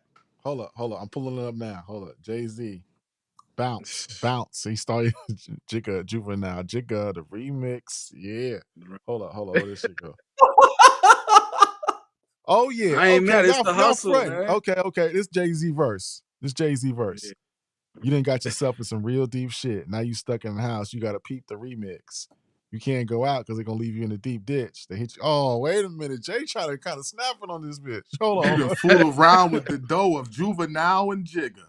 They hit you with a consignment. You decide to keep this shit. The only reason why you lied because you could read lips and you drove on the block low and in your seat and shit. Seen the mouth. Oh, wait a minute. He barring up. Hey, he barring up on this shit. Wait a minute, Super. You try to throw some shots at Hove. I ain't throwing no shots. I mean, Jay was straight. He was straight on there, but he got some corny bars in there too. Like I said, he wave right. He just weak. This is Yeah, first he surf just lesson right here. this is his first surf championship right here. He said, now they Right? going. He said, how they Surf going? club. Surf He said, club. how they gonna call you when you don't return their beeps? Now they ready to kill you and all your peeps. You done fucked around with some wild ninjas. You done fucked the You done fucked fucking around with the dough of dope juvenile juvenile and and jigger. jigger. You Uh-oh, better shit. where the rivers at. They send shots to your fitted cap. They got big guns that go brrrah, They go brrrah, brat, brrrah, brat, brrrah. Yeah, Crazy. Hey, the first good with PD that. crack. First PD crack bar. You know what I mean? Yeah, I'm good without that one. Which was better? Which one's better? The beat don't kill my vibe or the high? Because I ain't like the kill my Oh, I'll vibe take Hey, remix with man. I'll If the take record is I'll high. take the kill my vibe verse. Yeah. I ain't mad at that. He sound kind of washed on that. He said, "I ain't how many moves a nigga got left." He sound kind of washed on that joint. Hold on. I know it's a lot of legendary rappers that wish they was wave riding right now. I'm sorry. You know what I mean? That's how you got to You done keep the messed brand off the alive. dough of juvenile and jigger. We Hey. just got what happened to that boy. That's that polished Neptune sound. Birdman, Clips, crazy record. I remember Yeah, that. Pharrell was in the Neptunes was in they dark period at that point. It was real Mhm. menacing the beats they was making during that time, and Baby picked up one, and it was crazy. Hell It yeah. was crazy. It was crazy. Skateboard. That album, that single cover is crazy, or that album cover is crazy Crazy. Yep. on What some else we got? animal shit. Got slow Right. motion. You can't forget about slow motion off Juvie the Great. Slow Hey motion. man, that album was fire, man. It had Bounce Back on there, like Yeah, yeah, it that was. one was crazy. So, Yeah, and slow motion. Crazy. that was after Soulja Slim died too. So Yeah, Mhm. Rodeo was on they was there. actually, I want to say they was working on something together right before he passed, and that's what they got out of it. So Soulja Slim got his crossover moment with the juvenile slow motion. Yeah, Yeah. and this was Juvie returning back to Cash Money. So that was another dope thing about That's this. right. That's right. Yep. Yeah, I Yep, he remember was that. coming back. I want to show some love to because Cash Money. We talk about Cash Money, No Limit. We know from New Orleans, right? And that's like the preeminent labels of that era in the city. But there's some other MCs that came out of New Orleans as well. You got Big Mike. I just want to show love. You know what I'm saying? Who else we got? You got D1 came out of New Orleans. A1. Yep. D1. Who else came out of New Orleans? J Electronica. Yeah. Black. Uh, Yep. who's definitely that? can't forget Lil Boosie and Webby. They You from can't Baton forget that. Rouge. Boosie's from Baton Rouge, but I think Webby's from New Oh, Orleans, okay. right? Mm. Okay. I thought they was both from Baton Rouge, Both of but them from Baton Rouge. They're yeah, both from yeah, Baton close Rouge. enough. We can call it Louisiana. Close enough. J You know what I mean? Electronica. We can't forget about Pilot Talk. We can't forget about Pilot Talk. Currency. Currency. You know what I'm Spitter. saying? Currency, legendary to me. I don't care. Yeah. You know what I mean? Spitter's nice. One, Jet life. definitely one of my favorites at the current moment. The Weekend at Jets, Bernie boy. still get regular rotation. Currency, legend, boy. For real. So The what we got? Jets. So that was it. Cash Money versus No Limit. Right now the chat got 43% Cash Money, 57% No Limit. Okay. New Orleans, man. New Orleans is one of the better cities of hip hop. Without that city, man, we don't have a lot of beautiful moments in the culture. So you got to give much No love doubt. and respect for that city in New There's Orleans. Hey, Shout out to them. let me some let dope me let that I had in mind, but I wouldn't say they're my top ones. But there's just a few ones that wasn't named that I like. Cook up, I'll cook let up, you suit. no, go ahead, go ahead. cook up. Like, all right, so when we named True, we didn't name we didn't name There They Go. We didn't name Hootie Who. You know what I'm saying? Yeah, yeah, Um, that's true. That's true. Yeah. like I say, Snoop Wolf on his album, like his verse on Yeah, that when Snoop was spitting on that was hard. I yeah. I remember that. named Lil Wayne and Hot Boys Keisha. That was on Lights Out. I also like Lil Wayne. Fuck the World. That one is crazy to me. I know. Man, they had a joint with Mac 10. Man, I wish I knew the name of it right now. when Mac 10 was on Cash Money. That shit was hard. Hey, Um, I shared in the chat earlier today the Tear the Club Up Thugs and Hot Boys mix. Y'all remember that? Yeah, I remember that joint. Taking me Yeah, back, man. that was fire right there. They even had the video. I was about to say there was another joint. It was later No Limit. It was 504 Boys. They had I Can Tell. You know, I think Mercedes is on that too. You know, that you ain't gotta say too much from the look in your eyes. Yeah. I can tell you want them. Yeah. Boys, Soulja Slim, I pay for. You know what I'm saying? When I was growing up, I was going to team parties where they was playing Soulja Slim. I'll pay for it. You know what I'm saying? Or we was listening to I Need a Hot Girl from Hot Boys. Or I remember as a kid, I loved Loud Pipes for some reason. Pause. Like Loud Pipes, that joint was that joint was hard too. I mean, there's joints from back then, man. I just had to name those. Those are on top of my mind when I think about that project, bitch. Man, it was so many. I need a hot girl. It's legendary. Even later BG, when he had, you know, the Heart of the Streets and everything, he had, you know, What's Your Heartbeat. You know what I'm saying? Like, yeah, man. And I even I like C Murder being, you know, his joint. He had I think he had a joint with Ludacris later on when I was like in high school, and I think he was on a Benny Siegel track too. C Murder. So Down for My Niggas, that's like I went to FAMU, so that was like a stroll for like a sorority or whatever. So that still was slapping. Our band would still play Ice Cream Man. So, and even this wasn't even a No Limit song, but Montel Jordan had that joint with Master P and Silk. That Bout It joint that he had. Love is Bout It, make the headboard squeak. That's the joint. So Montel Jordan. It's just like I'm always gonna remember, man. Like, yeah, the classics. I gotta do my homework, man. I gotta do homework on No Limit and Cash Money, man. Yeah, for sure, man. Like I said, I know Super. You say that Jay didn't Nas jump on a P record? What P record did Nas jump on? I can't remember right now, but he do have one. It is. Was it on Ghetto Postage? It was Nas got a Master P got a record. Yeah. And he snapped on it too. Nas went ham on there. Juvie had some like why not? I know y'all named Juvie the Great, but beforehand, like Project English, he had joints on there like Mama Got Ass Too. You know what I'm saying? Like Project English was a dope album by Juvie.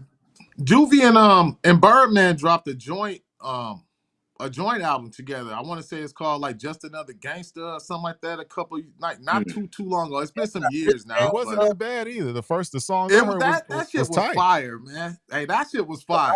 That shit was fire. The single they put out, but I never went to go listen to the project. Yeah, no, that was you know fire. Like Father Like Son. That's one of them ones that you can go back and listen to that. First Key. Yeah. Like the last song on that had like Fat Joe on it. I think the last song, that was crazy too. Yeah, I got the chance to actually go to the tour when they did that. It was the King of the South tour. It was T.I., T-Pain, Lil Wayne, and Baby, and Jim Jones. And Jim Jones had balling at that time. And I remember Wayne came out and did Leather So Soft with his guitar. And I remember when T-Pain performed, I don't even think Epiphany dropped yet. I'm not sure. Or it was just dropping. I remember when he performed, niggas start fighting. I'm like, y'all fighting there, and T-Pain singing I'm Sprung. What's going on?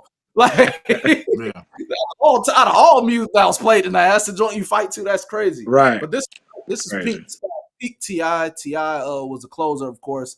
But I remember going to that, man. So yeah, the vivid memories, man. No Limit was making their rounds too at that time because I remember I want to say Mr. Servone had a collab with Big Pun and NY to NO from NY to NO. Yeah. They did a video in New York in Times Square. Prodigy and BG, they got Young Black Entrepreneurs on the HNIC project. And you know what I mean? Like, so, you know, Cash Money, man, they was making some noise, you know what I mean? Like, you know, all them boys, man, shout out to them. You know what I'm saying? Like this, you know, it was other things happening out here in rap other than the East Coast, West Coast, especially around that time. You know what I mean? Like it was The South For was sure. establishing itself, and Master P is definitely one of the early foundational members of establishing the South and having the South get respect. You know what I'm saying? Like really, you got to respect the grind of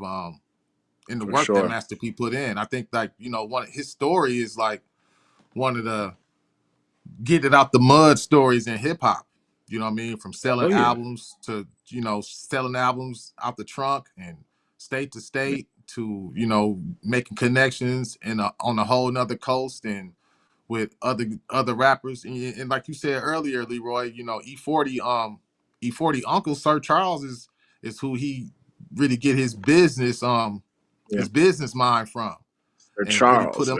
put Charlie him up on Hustle. game. Yeah, You know, yeah, I love Charlie Charlie that they Hustle. Hustle. showing the Bay. Yeah, I love that they Man. showing the Bay some love too. Like, Yeah, Master P was on Hoffa's podcast and he mentioned, he learned his hustle from the Bay. And then I was just watching Chopper Young City that I was with the band with Bad Boy. He said the same thing. Like he learned his hustle from the Bay Area as time being up there. And I yeah. think Rich got an interview with Bootleg Kev right now too. So like I'm hearing like the love go Mhm. there. I see Kendrick show some love to the Bay on his interview earlier. So yeah, shout out to the Bay and what yeah. they did for that independent grind and showing these artists or inspiring these artists on a independent grind. What Yeah, I for think sure. it is about the Bay is the mom and pop stores, the mom and pop record stores. And when you went in there, they had the regular rap section, but then they had a Bay Area section. Now you're thinking to yourself, I'm in the Bay. Why do you have a Bay Area section? But there were so many independent albums coming out that they had to separate and make a Bay Area section because dudes would come in dropping off their CDs. So they put it right in their own section. Then when I Yeah, like I'm from San Francisco, my family originally from the Fillmore area, but then we moved away when I was young, then went to South Bay, came back, and I met JT the Bigger Figure, and I'm told JT the Bigger Figure, I want to be in the music business. So he's like, oh yeah, you got to know how this shit go. So he's like, let me take you to my warehouse, and I'm like, your warehouse? What does that even mean? He pulls up to a real warehouse. We go in the warehouse. There's workers in there. Like he got people putting CDs in boxes, people making t-shirts, people making posters, people recording over there. Like, bro, you have a warehouse? Like, so that's when I knew like this independent thing is crazy. So I think when other people saw that, it's like, okay, they're making some real money out here. You know what I mean? I want to say this too, real quick too. As far as like Yeah. Master P being like kind of the glue of bridging that gap from the west to from California to Houston to Memphis to New Orleans to Atlanta, and what I mean, like Master P really if it wasn't for Master P, the South in the range that we consider the South wouldn't be as big and as vast as it is. You know what I mean? Like, because when you really think about it, the South go from from pretty much from the The East whole Coast, country. from what I mean, all the way Yeah. from there, all the way down to across to Texas to California. You know what I mean? Up a little Midwest wise to St. Louis and to Memphis, and you know what I mean. So like that Master P is the real reason why that there is this Southwest coalition. You know what I mean? And that because at one time or another, I think that even Houston was really they really wasn't really considering themselves really the South. They were more or less Southwest, and that's why Master P made that Southwest Hustlers. You know what I mean? It wasn't really just us. They really wasn't just considering themselves the South. They were considering themselves Southwest. You know what I'm saying? No, So, you're right. You're right. Because and when Master P, Jay Prince was involved. Jay yeah, Prince was yeah, involved because it yeah, would cut No Limit would cut through Texas, but then also them Rap a Lot records because Yuck Mouth was on Rap a Lot, but there was a lot yeah, of cross. You know what I mean? So I like that. Anywhere from the South, from Virginia to San Diego. If you get San Diego's California, but you coming in through the South, it's like all of that to me is the South because they all used to rock yeah, with each other. I used to think to myself, like, what if all these labels got together and made one big conglomerate? They would put the music industry in a chokehold. And that's that I was thinking, like, what if that really happens? it didn't happen, but you have to figure they would control all the power in the music industry. Period.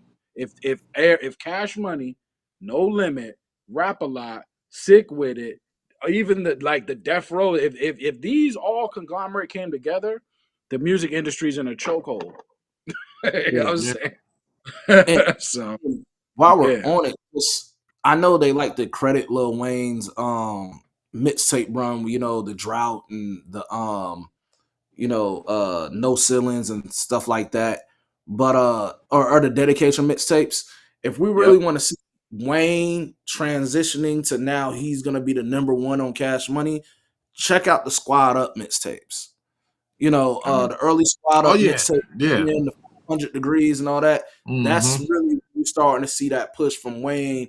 Yep. His flow changing. Him is he's starting to kind of put more Yep. more work into how he flows and saying dope shit more, and like those early Squad Up mixtapes is mine, man. Definitely. It's for a real. very big difference between that Wayne and Carter 3 Wayne. It's a very big difference. There's a very big difference in that Wayne.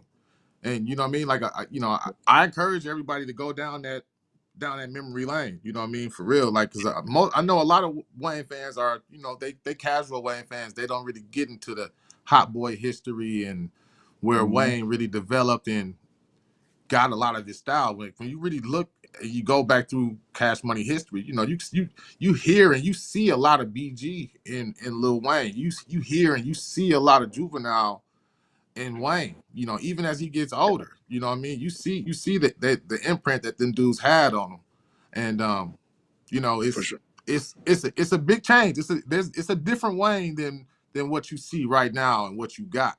You know what I'm saying? It's a different Waynes. Yeah, because that 500 Degrees Wayne and that Carter 1 Wayne is kind of different, Yeah. from the Mm-hmm. way of life to Yeah, Yeah. to that Go DJ. Like that, they're two yeah. totally different artists at that point, in my opinion. I As it agree. should be, because we watched him grow up. Like we watched his whole life, not his whole life, but you know what I'm saying. We watched his life through rap, so he's changing. Like we saw him, grow up. So it's evolution. It's Wayne eras. Like what Wayne era are you talking about? It's like three It is. eras. You It know is. what I'm saying? It So is. yeah, Definitely No for is. doubt, sure. no doubt. Well, we had a lively discussion tonight. We wanted to take you down memory lane. Shout out to Super for putting in the work to kind of get us aligned on this topic tonight. It was a great idea. That We was a got more. classic show, my We got guy. more That to was a come. Sorry classic about the show. graphics. It took me a long time to load them up, but we're gonna get that fixed. Probably get somebody to kind of help us out with that. Hey, let me ask this before we get out of here. We could just ask this between us. Y'all can say in the chat, which one y'all Yeah. got, but which chain y'all got, man? Y'all got the No Limit Tank or y'all got the Cash Money sign? Who had the best chain between the two clicks? Oh Cash man, Money off top. I ain't gonna lie. I used to like the Tank, man. I'm I used going to with the go. Tank's I gotta tank tight. go with the too. tank, man. The I'm tank is going with the crazy. tank too. I'm going I'm with going the with I'm the going Tank tank. with the is Cash crazy. Money because it's a cleaner chain. You know what I'm saying? You can still rock that today. Tank, It don't man. look too out of place. But the Tank, Gotta be the Tank, and that Tank was hard. Like And it was that's that back tank hard. is iconic. the biggest charms either. Like because the Death Row chains, those charms wasn't so big either. But I got to Right. rock with. I would argue that the Death Row chain and the Cash Money chain are similar. Yeah. No. Yeah. In the design, yeah, they're close. Yeah, I They're gotta go close. back. I gotta go back and yeah, compare both of them with each other. I'm They're gonna go with close. I'm Yeah. gonna be the odd man out. I'm gonna go with the Cash Money chain because I think you can wear that with different what you can wear that with a suit. You know what I Mad. mean? You can wear that I with ain't mad at. you know what I'm Man, saying? Master P was wearing suits on the cover with the No Limit Yeah, I chain. know, I know, I know, Man. I know, but you can wear that. It's just the cash. It's just a cleaner look. You know what I'm saying? I don't like, it's too Man. much. The chain Y'all, is y'all too took me much. back with the album covers though, man. Seeing all them album covers, just that was crazy, bro. hey, that's another thing too. When you look at them album covers, who was biting who? Like I was thinking about No that. Like Limit who? was definitely first. And then What? No Yeah, Limit Cash was like Money was was first. Cat? biting No Limit. No Limit was Was Cash Cash Money first. Money biting biting No First. Limit with the album covers, or was No I Limit think biting so. Cash Money? Because I'm not sure if they started doing them album covers like that. And, like BG album cover, like the All on You Volume 1 and 2 might have been the first ones with that that glamorous Cash Money look. Cash Money might have been the first ones with them album covers. I think Nah, maybe both. I think maybe they biting each other, you know, that but was No Limit. you know. I got to go with the first ones. They see No Limit came first though. So whoever go first, and No Limit was an invasion. I'm telling you, that was a whole invasion. They like the real military of rap. You know what I'm Who had the saying? better? Who had the better music videos? I think No Limit had the better music videos. That's a good question. Shit. I think Man. Cash Money had the better videos. I told you I grew up like Cash off Money. both, but I told you I wanted to be like them Cash Money niggas. So like those videos did more for me. And then I remember watching Baller Block, and I was like, I'm mad as hell they didn't come out with a second Baller Blocking in time. And when I look back at it now, this is funny. It's funny as hell watching Baller Blocking now, but when I was watching Baller Blocking then, I was like, damn, this shit was hard. Like, yeah. I thought they had the most money ever. I'm like, do these guys just like swim in money? Like, these guys got more money than everybody. I like I'm About It more than everybody. Baller Blocking. That's just me. I'm more About It guy. You know what I'm saying? I like all the P movies more than all of the Cash Money. I like all the P movies more than that. Yeah, I got the hookup. I like what about Foolish. the Silk movie? Which Foolish was that? What about the Silk movie with it had Snoop in it? Ain't that Baller Blocking? Nah, that's Cash Money's Baller Blocking. Are you They talking used about to the show Hot this on Boys? BET. Is that the Hot Boys or something Hot like that? Boys, that's what it was. Yeah, Yeah. the soccer movie. Yeah, Because the way Yeah. P said they were the original Hot Boys. Him and his crew were the Hot Boys. Okay. Yeah. All right. Hey, All right. Homework, man. That's homework right there. Hey, shout Find out to out the Eddie whole Griffin history. too, man. Hey, Master P put Eddie Griffin on the map kind of too. You know what I mean? Like I Eddie, mean, you know. Cash Money put I TK got the Kirkland. hookup. You know what I'm saying? Yeah. TK Kirkland. Okay. Damn, He that's was crazy. Baller Blocking. Yeah, he was a cop. Yeah, Crazy, that's crazy, crazy. crazy. So Super, you want to kind of tee up what we're gonna do next week? Maybe we might do it not next week. We might do like a solo show where you're gonna go through Prodigy's catalog. Speak on that a little bit. Yeah, I'm you know, we might as well keep it going, man. Shout out to Prodigy, man. I'm gonna give it a good attempt at doing a top 10 Prodigy songs. It's hard, you know, because I'm such a fan of Prodigy. It's hard for me to make a list like that without being biased. So it's gonna be a lot of my opinion, and I'm sure it's gonna piss some of y'all off one way or another anyway. So, but No, be You gonna prepared. piss me off? I'm gonna be cool. I feel like Prodigy is an underrated MC. I didn't really appreciate Prodigy when I was younger, like listening to Mobb Deep. I got into Mobb Deep's catalog when they signed a G Unit. I'm not gonna lie, that's what made me go back and start really listening to the stuff outside the known stuff. You know what I'm saying? Damn. Prodigy is definitely one of those underrated MCs. Because you got to think why I didn't listen to Mobb Deep. I grew up the guys I was dissing Mobb Deep, you know, Pac, Jay-Z and shit. It made me look at like them See, different. it did the opposite for me. Like if Tupac said they name, it made me want to go find out who they was. You know what I'm Same. saying? That's So how it was like, for a lot of people. But for me, like Pop was rolling and Jay, those two my favorite rappers of all time. I was like, so I didn't appreciate like Prodigy until later. I'm just gonna be totally honest. But Prodigy is definitely one of those underrated MCs from the way he delivers rhymes, and he say some slick shit, but he say it so laid back. You know what I'm saying? So Exactly. he Yep. the unorthodox left boxer. He the Yeah. unorthodox left hand boxer. But I want to give a disclaimer too. This is strictly Prodigy's solo work, so this won't be including the typical Mobb Deep stuff, because you know Prodigy solo work don't get a lot of shine, and you know what I mean. Like when we talk and we speak on Prodigy, most of the time we go straight to the Mobb Deep stuff. So the point of my top 10 Prodigy songs list will be to highlight the solo work. You know, Just want to let y'all know that. You want to know one of those later Prodigy joints? It came out when I was in high school. I think it was on an Alchemist album. It had the James Brown sample. I think that It's a Craze joint. That was my hammer, 9 and a nail, something like that. Yeah. It's crazy. No, he talking about It's a Craze. I know what he's talking about. Yeah. It's crazy. It's a crazy. New York shit. I'm on my New York shit or something. The first song on that first album with him and Alchemist was ridiculous. I gotta go back to it. Hey, Super, you remember that song with I forgot the name of it. Was Prodigy, Raekwon, and who's on that song? Was this Prodigy and Raekwon? Like Farrakhan starts the song off. I think it's Farrakhan. It's like a sample. Oh, damn, it came On a like 4 or Prodigy 5 song? years ago. I don't know Yeah, I whose can't. song it is. It's Prodigy, Raekwon, and somebody else. In AZ. In And AZ. AZ. Yeah.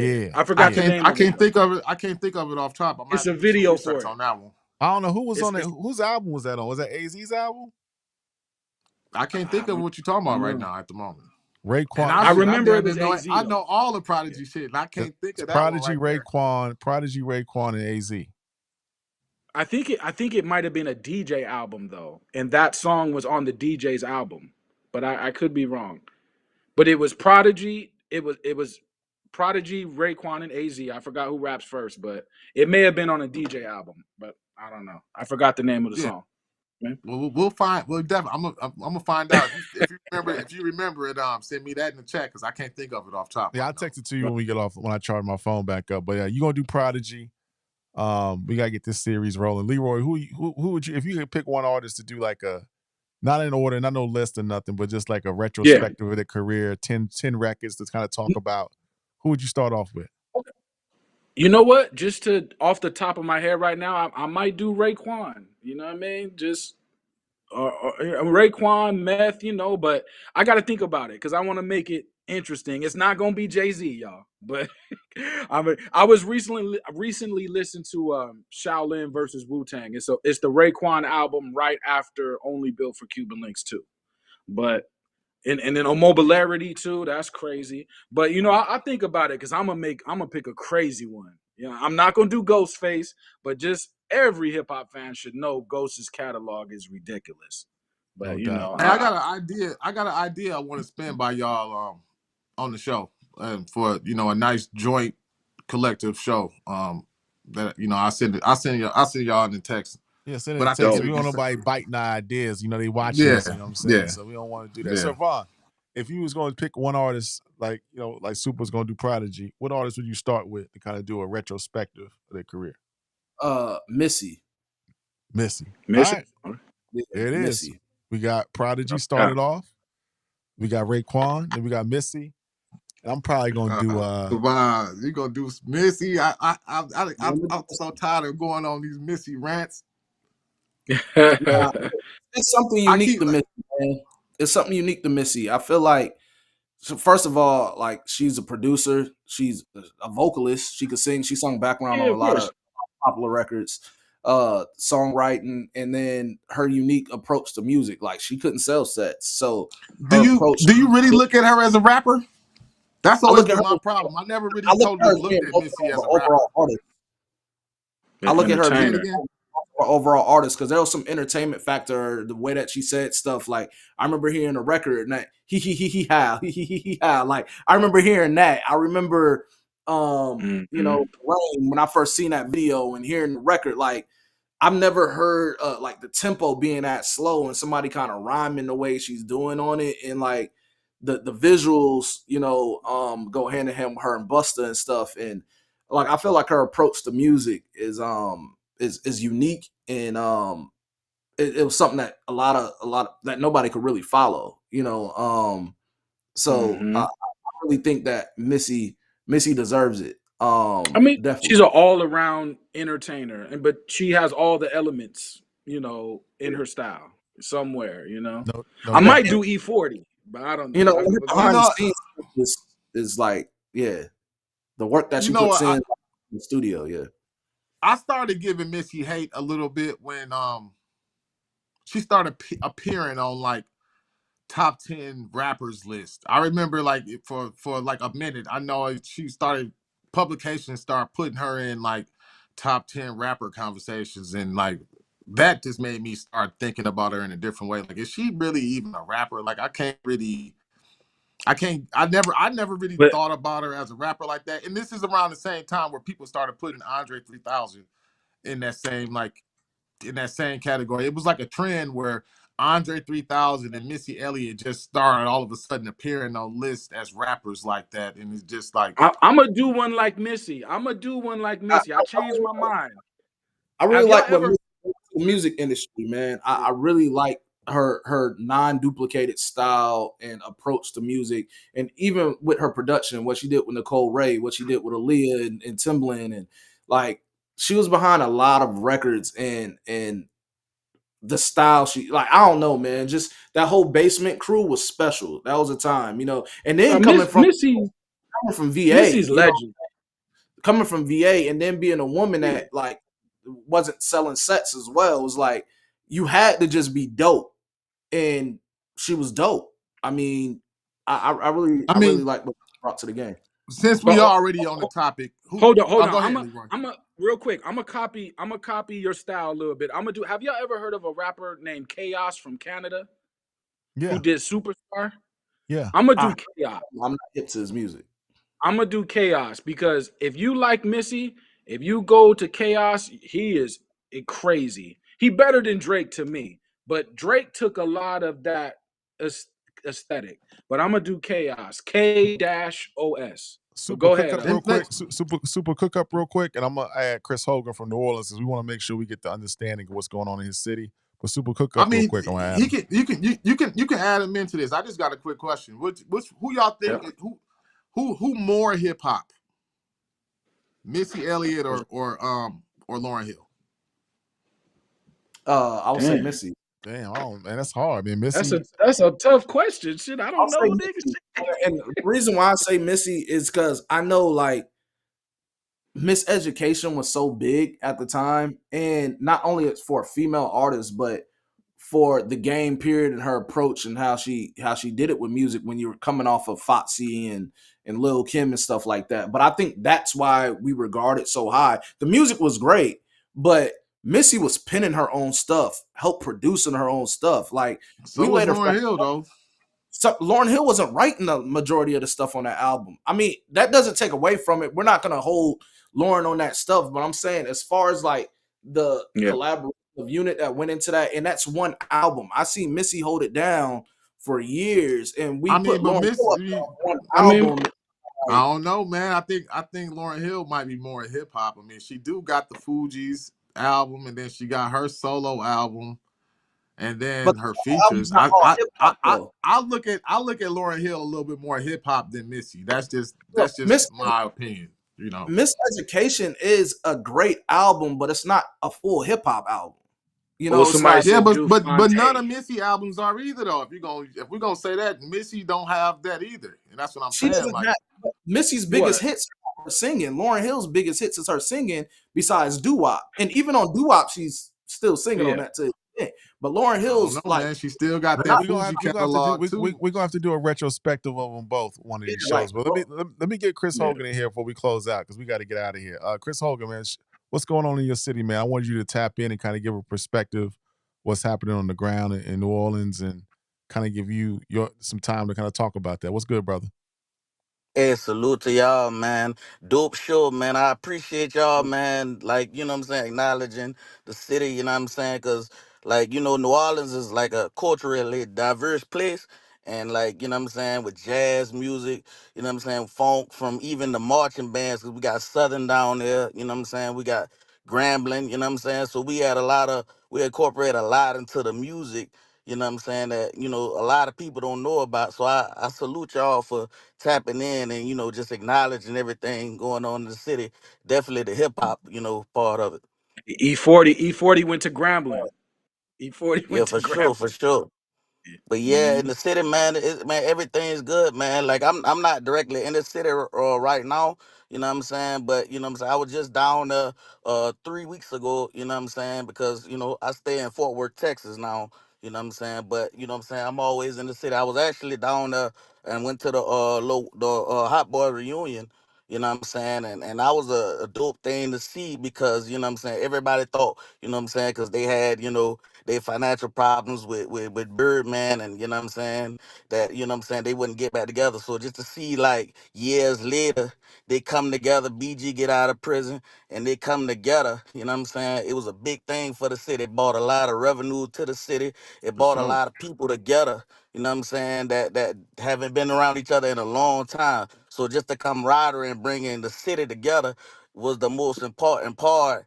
And you know what I'm saying? And I like to like give Wayne Slim his acknowledgement because Slim played a black background and a lot of it, you know what I'm saying, that don't get talked about, you know what I'm saying? Slim is the one making the, you know what I'm saying, the financial decisions, you know what I'm saying, doing the groundwork that don't get talked about because he played the background. So shout out to Slim too, you know what I'm saying? I know everybody, you know, highlight Birdman and they should, but Slim Yeah. had a lot to do with the Cash Money, you know what I'm saying, everybody coming back together, you know what I'm saying, in one building. And actually now they got, you know, pop-up shows that they doing together, you know what I'm saying. It's a beautiful thing to see because a lot of times in New Orleans, you know what I'm saying, a lot of people don't know that, like, you know what I'm saying, people be apart. People move from the city, you know what I'm saying? After Katrina happened, a lot of people moved from the city. A lot of people died. A lot of people went to jail. You know what I'm saying? It's hard to get everybody back together, you know what I'm saying? Especially a special group like, you know what I'm saying, Cash Money, a conglomerate like Cash Money. And also, you know what I'm saying, the things that, you know what I'm saying, Master P is doing for the city. You know what I'm saying? He doing a lot of special things this weekend for the city. He commemorating, you know what I'm saying, Lil Wayne this weekend, you know what I'm saying? A lot of dope artists that came from the city. He getting people a lot of knowledge on different artists that came from the city from both camps, from Cash Money. And you know what I'm saying, he gonna continue to doing that, you know what I'm saying? So he play a big part in the city, showing the city love, and you know what I'm saying? And it's a beautiful thing to see, you know what I'm saying? And I salute Hey, y'all, man, for even acknowledging. let me ask let me ask you a question real quick. From somebody that was, you know, there probably around this time. Like, I think that Cash Money and No Limit did a good job of like keeping a beef more or less in house or just within the city regions, like in real time. And back then when it was like, um, in Yeah. real time, citywide, was there like was there a beef that the city was a part of, or that was there like a picking side going on in New Orleans, or you know what I mean, like in the city, was that Had type to of thing be. going on down there? Nah, not really, cause we actually rock with both. A lot of the problems came. It was like buying the problems came from the egos with you know what I'm saying, with Master P and Birdman, and it's just being competitive. You know what I'm saying? They never really had no real beef like anything in the streets Yeah. or they financially or nothing. But a lot of people don't know. A lot of the people in the crews rock with each other, like y'all was talking about Mm-hmm. earlier. Like Juvenile did songs with Soulja Slim. You know what I'm saying? You had people in the different camps. BG did a lot of songs with people on No Limit, you know what I'm saying? And it never really was a beef between the artists. It was more of an ego thing between the two, you know what I'm CEOs of the camp. Mm-hmm. And who gonna really competitive nature. You know how that hip hop shit that we grew up on is competitive, like, you know what I'm saying? So we better than Yeah. y'all. We gonna stunt harder than y'all. We can make more money than y'all back then. But now you got, you know what I'm Right. saying, Master P, you know what I'm saying? He commemorating Birdman. I don't know when he gonna do it, but like, you know what I'm saying? We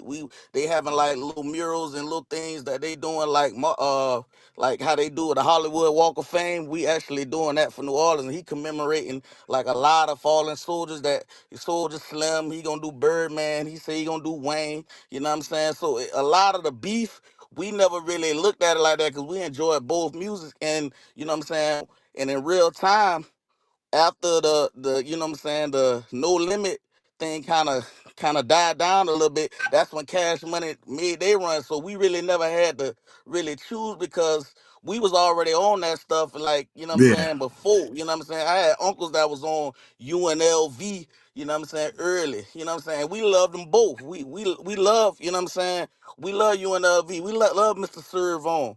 Shout out to Mr. Marcello too, you know what I'm saying. He was a part of No Limit as well. Yeah. You know what I'm saying?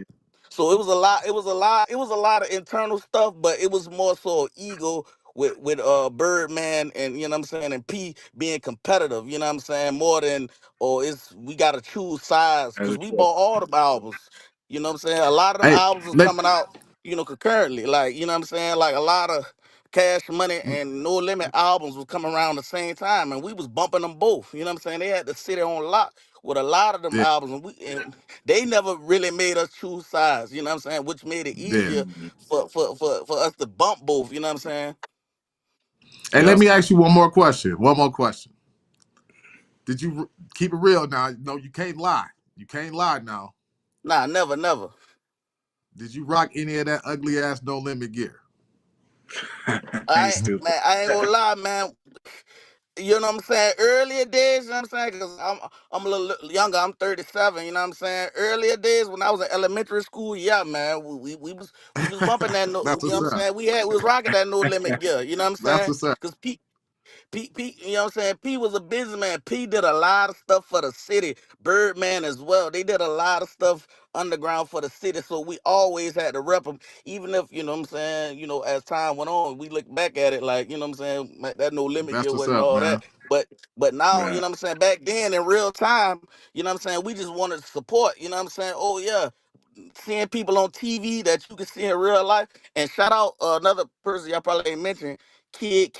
You know what I'm saying? He don't get a lot of credit in the city, but I mean outside the city. But you know what I'm G saying? Unit, right? He Kid was was a a G Unit, right? G For a G little Unit Unit. bit. was yeah. Yeah, G Unit. Kid was a Yeah. G Unit. Kid, a dope spitter too. Came out the city. You know what I'm saying? Was with Wayne at first, and then you know what I'm saying went with G Unit. You know what I'm saying? It's the reason why 50 signed him. He was a dope artist out the city. You know what I'm saying? That don't get his credit out the city as well. But yeah, we was rocking that No Limit gear, you know what I'm saying, for a little minute, you know what I'm saying? Back when I was in That's what's I up. heard elementary a on, the fire older guys song. wasn't, but as Yeah. kids, we was rocking it. One That's last what's I question up. heard before a we get out of fire here. song from Kid the day before yesterday. I heard a fire song from Kid. I was watching Power, and there's one scene where you hear it's Kid, but it was fire though. Man, that had Crazy, to crazy. be One more question before we get out of here, man, because it's getting late. Um, I think you wrote in the chat, Chris, the other day about some other artists in the city that's bubbling right now. Who should we be looking out for that's coming out in New Orleans that we should be checking for? Man, listen, man, we got like dope lyricists and spades in the underground scene. We kind of got like a Griselda feel underground scene that's going on in New Orleans. So tap in with Jamil Naeem X. He just put out an album, you know what I'm saying, for my kids. You know what I'm saying? A real dope lyricist out of New Orleans. You got King, you got Don Flamingo, and all these dudes run together. A female rapper that people don't know about, but she can spit. She actually like was on Sirius XM with Sway in the Morning like in 2012 or 2011 when Kendrick had the fade, and she did a freestyle with Kendrick on there. Her name 3D Not T. You know what I'm saying? That Oh people yeah, don't know about. But she did a she's fire. freestyle with 3D Not T is She's definitely fire. fire out the city, you know Mhm. what I'm saying? And it's a lot of dope. But Jamil Naeem X, that's the one I put my money on. He real dope. He had an album just came out in January called For My Kids. You know what I'm saying? Mhm. Real dope artist out of the city. King Akeem, he coming out too. You know what I'm saying? It's a lot of dope lyricists out the Oh, city that people don't get they shine because you know what I'm saying? People think, we all bounce music or No Limit, that No Limit Yeah. sound or that Cash Money sound, but we actually got some dope artists with like in different lanes. You got some what they call the backpack conscious lane. We got street rappers, we got bounce music rappers, we got club rappers. We got a lot of dope hip hop artists out the city that I feel like, you know what I'm saying, maybe they don't get their shine because a lot of times people move out the city because different things, the street element or the educational system ain't really that good. So they move their kids out the city. Katrina happened. You know what I'm saying? So a lot of times the kids migrated or whatever their parents migrated, what I'm saying, out the city. But the dope people in the city, it's a lot of dope artists y'all can check out in the city. But Jamil Naeem X oh. for my kids, that's a dope album y'all should go listen to. Came out in January. So No that's doubt. one of the artists that Hey, Fire. that, that y'all gotta tap in with. No doubt. I appreciate you, Chris I would Hogan, say man. We do appreciate you us a tapping favor in. and put them in the comment section so we can go check them out.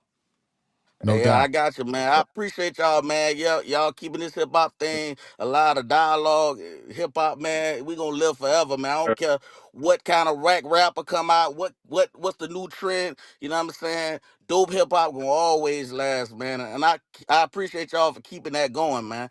No doubt, Shout man. out to We y'all. appreciate you For for sure. tapping in with us, brother. We appreciate you, man. Hold it down, man. Peace. All right. Appreciate No doubt. you. Yes, Yo, sir. Leroy, final Mhm. words. Super. Savon, final words. Man, that was just dope, man. Classic. I'm gonna go back and start doing homework. A lot of the music I heard, but some of it I didn't. You know what I mean? I'm gonna go back, man. That Soulja Slim, man. I gotta check it out. But that was fire though. Memory lane right there. I You know what I stumped mean? Yeah. I stumped all of y'all. Realists, ninjas down south. Check Oh out the yeah, you compilation. got me on that because Okay, I that's Yeah, right. he That's showed right. you got me for I sure on that got one. you. I got That's you. I right. got you. Yeah, I yeah, got you. Super. yeah. Final words, brother. Hey, I mean, my final words is, we gotta appreciate all aspects of hip hop. You know what I mean? So shout out to New Orleans for this weekend. This y'all highlight. Super Bowl going on down there. This just is Yep. another part of our Super Bowl extravagant weekend that we trying to keep moving. So shout out to New Orleans, and what I mean, like the story of hip hop definitely can't be told without including Cash Money in New Orleans, and Mm-hmm. the movements that them two labels started, and the movement that they created in their city. Just, I mean, we probably never see nothing like that again, especially for one specific region at one time, and two powerful um, record labels and conglomerates coming out of the same city. So shout out to them, man. We can't, everything No can't doubt. be about the East Coast and about Nas and Jay, man. We got to salute those guys that was in between all of this. So, what I mean? Shout out to them. Shout out to them. yeah, definitely. Mm-hmm. Servan, For final sure. words, brother. I would say like, nah, this is definitely a dope episode, but this like things like this keeps it preserves the culture, and it if people wasn't even hit, it makes them go back and want to go listen to it, and appreciate it just like how we are able to talk about it now. I don't want nobody to get it mistaken when we have our debates and we're talking about different artists. We're not shitting on the artists. We're coming from whatever point of whatever side we're arguing, but we're still preserving the culture here and making sure that these people are talked about, because I would say that things that we spend a lot of time on these days with the new hip hop scene is not really about the music. When it's about this is about the music. We could go back and talk about this, and I hope 20 years later from here, somebody could be able to talk about whatever is going on here and break it down in a way that's digestible for that base. But like this, Mm-hmm. it's important that we preserve the culture and keep having the conversations, whether it's something that is there, but we don't kind of like versus somebody we do like. Just arguing those positions alone just preserves it and keep those people in the center of focus and conversation. So yeah, definitely. No doubt, no doubt. Hey, For sure. I see there's about 80 people, 75 people to 80 people watching us on X. If you're on X right now, do me a favor. After you get out of Twitter, go to the YouTube page, hit that subscribe button. I appreciate the X engagement, but be on both spaces because we might have this playlist we're gonna put on YouTube. So be on both. Follow us on X, but also follow us Mm-hmm. on YouTube. So if you're on X right now, you watching this, go to YouTube, hit that like button, hit that subscribe button. We got more shows coming the Super Bowl week. So the Sure. weekend round will be here on Saturday. And I think we're gonna have an ox battle between Mike D and Servan Saturday night on A2H Uncut. I'll send that link. I'll put that link in the chat, and also I'll pin it as a comment so you can go to that, subscribe. We're gonna actually play the music. So that we're not only gonna talk about it, but we're gonna between rounds, we're gonna play the music and we're More. gonna actually talk about it. And we're gonna have some Mm-hmm. fun. And we're gonna put that to bed and we'll do another battle. We might do something else. And we might do a Cash Money Yeah. November, just just a little DJ mix or something. We might just do a little fun thing, kind of talk about it or whatever. But yeah, that's this weekend. That's Saturday, and we might pull up and do a show tomorrow. It's just tomorrow. Anything going on tomorrow? Friday. Friday's tomorrow? But any new albums come out tomorrow? Oh yeah, Yeah. Larry June, Larry Alchemist, June and a 2 Chainz dropping tomorrow. Oh shit, that is dropping tomorrow. Well, Yeah. Okay, about 50, forward to that one. yeah, that's about to drop. You know what I'm saying? You know it, man. So You yeah, know it. We I gonna wouldn't be definitely break that. surprised if we get a Currency album tomorrow either. I think Currency, is about overdue. He usually drop at least five Right. times a year. I think that he's been off for a little minute, so I could almost expect a surprise drop from Currency tomorrow. I'm just guessing. I don't know nothing, Yeah. but if I had to Based, guess something, I wouldn't be surprised to see Currency pop out tomorrow. yeah, I I know. don't know Right. what it's gonna look like for him, but I seen he drop this freestyle, and it making me think he's getting back in the booth as well, and that's Wiz. So I Mm. want, I Yeah. want to know, what future music that come from him. If you guys didn't check it out, he got a freestyle to Kendrick Man. Lamar's All Up. Hold up. Yeah. Wiz got to take it back to cushion orange juice, man. What we Is doing, that Wiz? what had us rapping like that? Is that why is that what inspired you to inspire me to get the rapping? Nah, he just released Hey, that this week or last week. Everybody, Oh, okay. I everybody on saw the that. same I way. saw that. Everybody on the something in the air. Everybody on the same wavelength right now. You know what I'm saying? Great minds think alike. Originally, I had a totally other beat I was gonna spit on before I did the Squabble Up joint. Wait a Oh, minute. okay. So somebody's saying Rock Marcy and DJ Premier album drops at midnight. You guys didn't even mention it. Is that for real? Wasn't aware. Thank you for helping me. I wasn't I aware. I didn't Hey, know. Leroy, that's I supposed to be can't your mention I guy, didn't man. He's know. supposed to be on top of Primo stuff, man. What's Yeah, going on, like bro? I'm not That's, too Hey, that's hip. Leroy's fault. Leroy ain't mentioned nothing all day. my He been bad. in his, you know. Hey, My that one fault. slipped past me Kendrick. too. That was it slipped past me. Let's fact Yeah. check that. Let's fact check that because I don't know how that could slip past 5 of us. You know what I'm saying? I I don't know. I didn't hear nothing Well, about it, man. But it could have slipped by us because Rock Marcy, he just pop up. Like Rock Marcy pop up. You know what I'm saying? Like he don't tell you nothing. He just pop up. Like here I that's all. We'll yeah, he Yeah. find do. that. We're gonna fact check that. But anyway, make sure you hit like and subscribe. Check us out on Saturday. Go to A2H Uncut. We're gonna do the Ox battle between Servon and Mike D. Jay-Z Nas. It's gonna be one of the ages weekend rhyme with me and Leroy. Super might pop up. We might have a guest. I'm working on a special guest for Saturday, but it's gonna be fun, man. We appreciate you tapping in with us. You can be anywhere in the world, but you're here with us, and we appreciate that. So hit like and subscribe. Have a wonderful night. We'll see y'all tomorrow, maybe Till next Saturday. time. Peace. Salute. Peace. Killed that classic. You know what I mean? Yes, sir.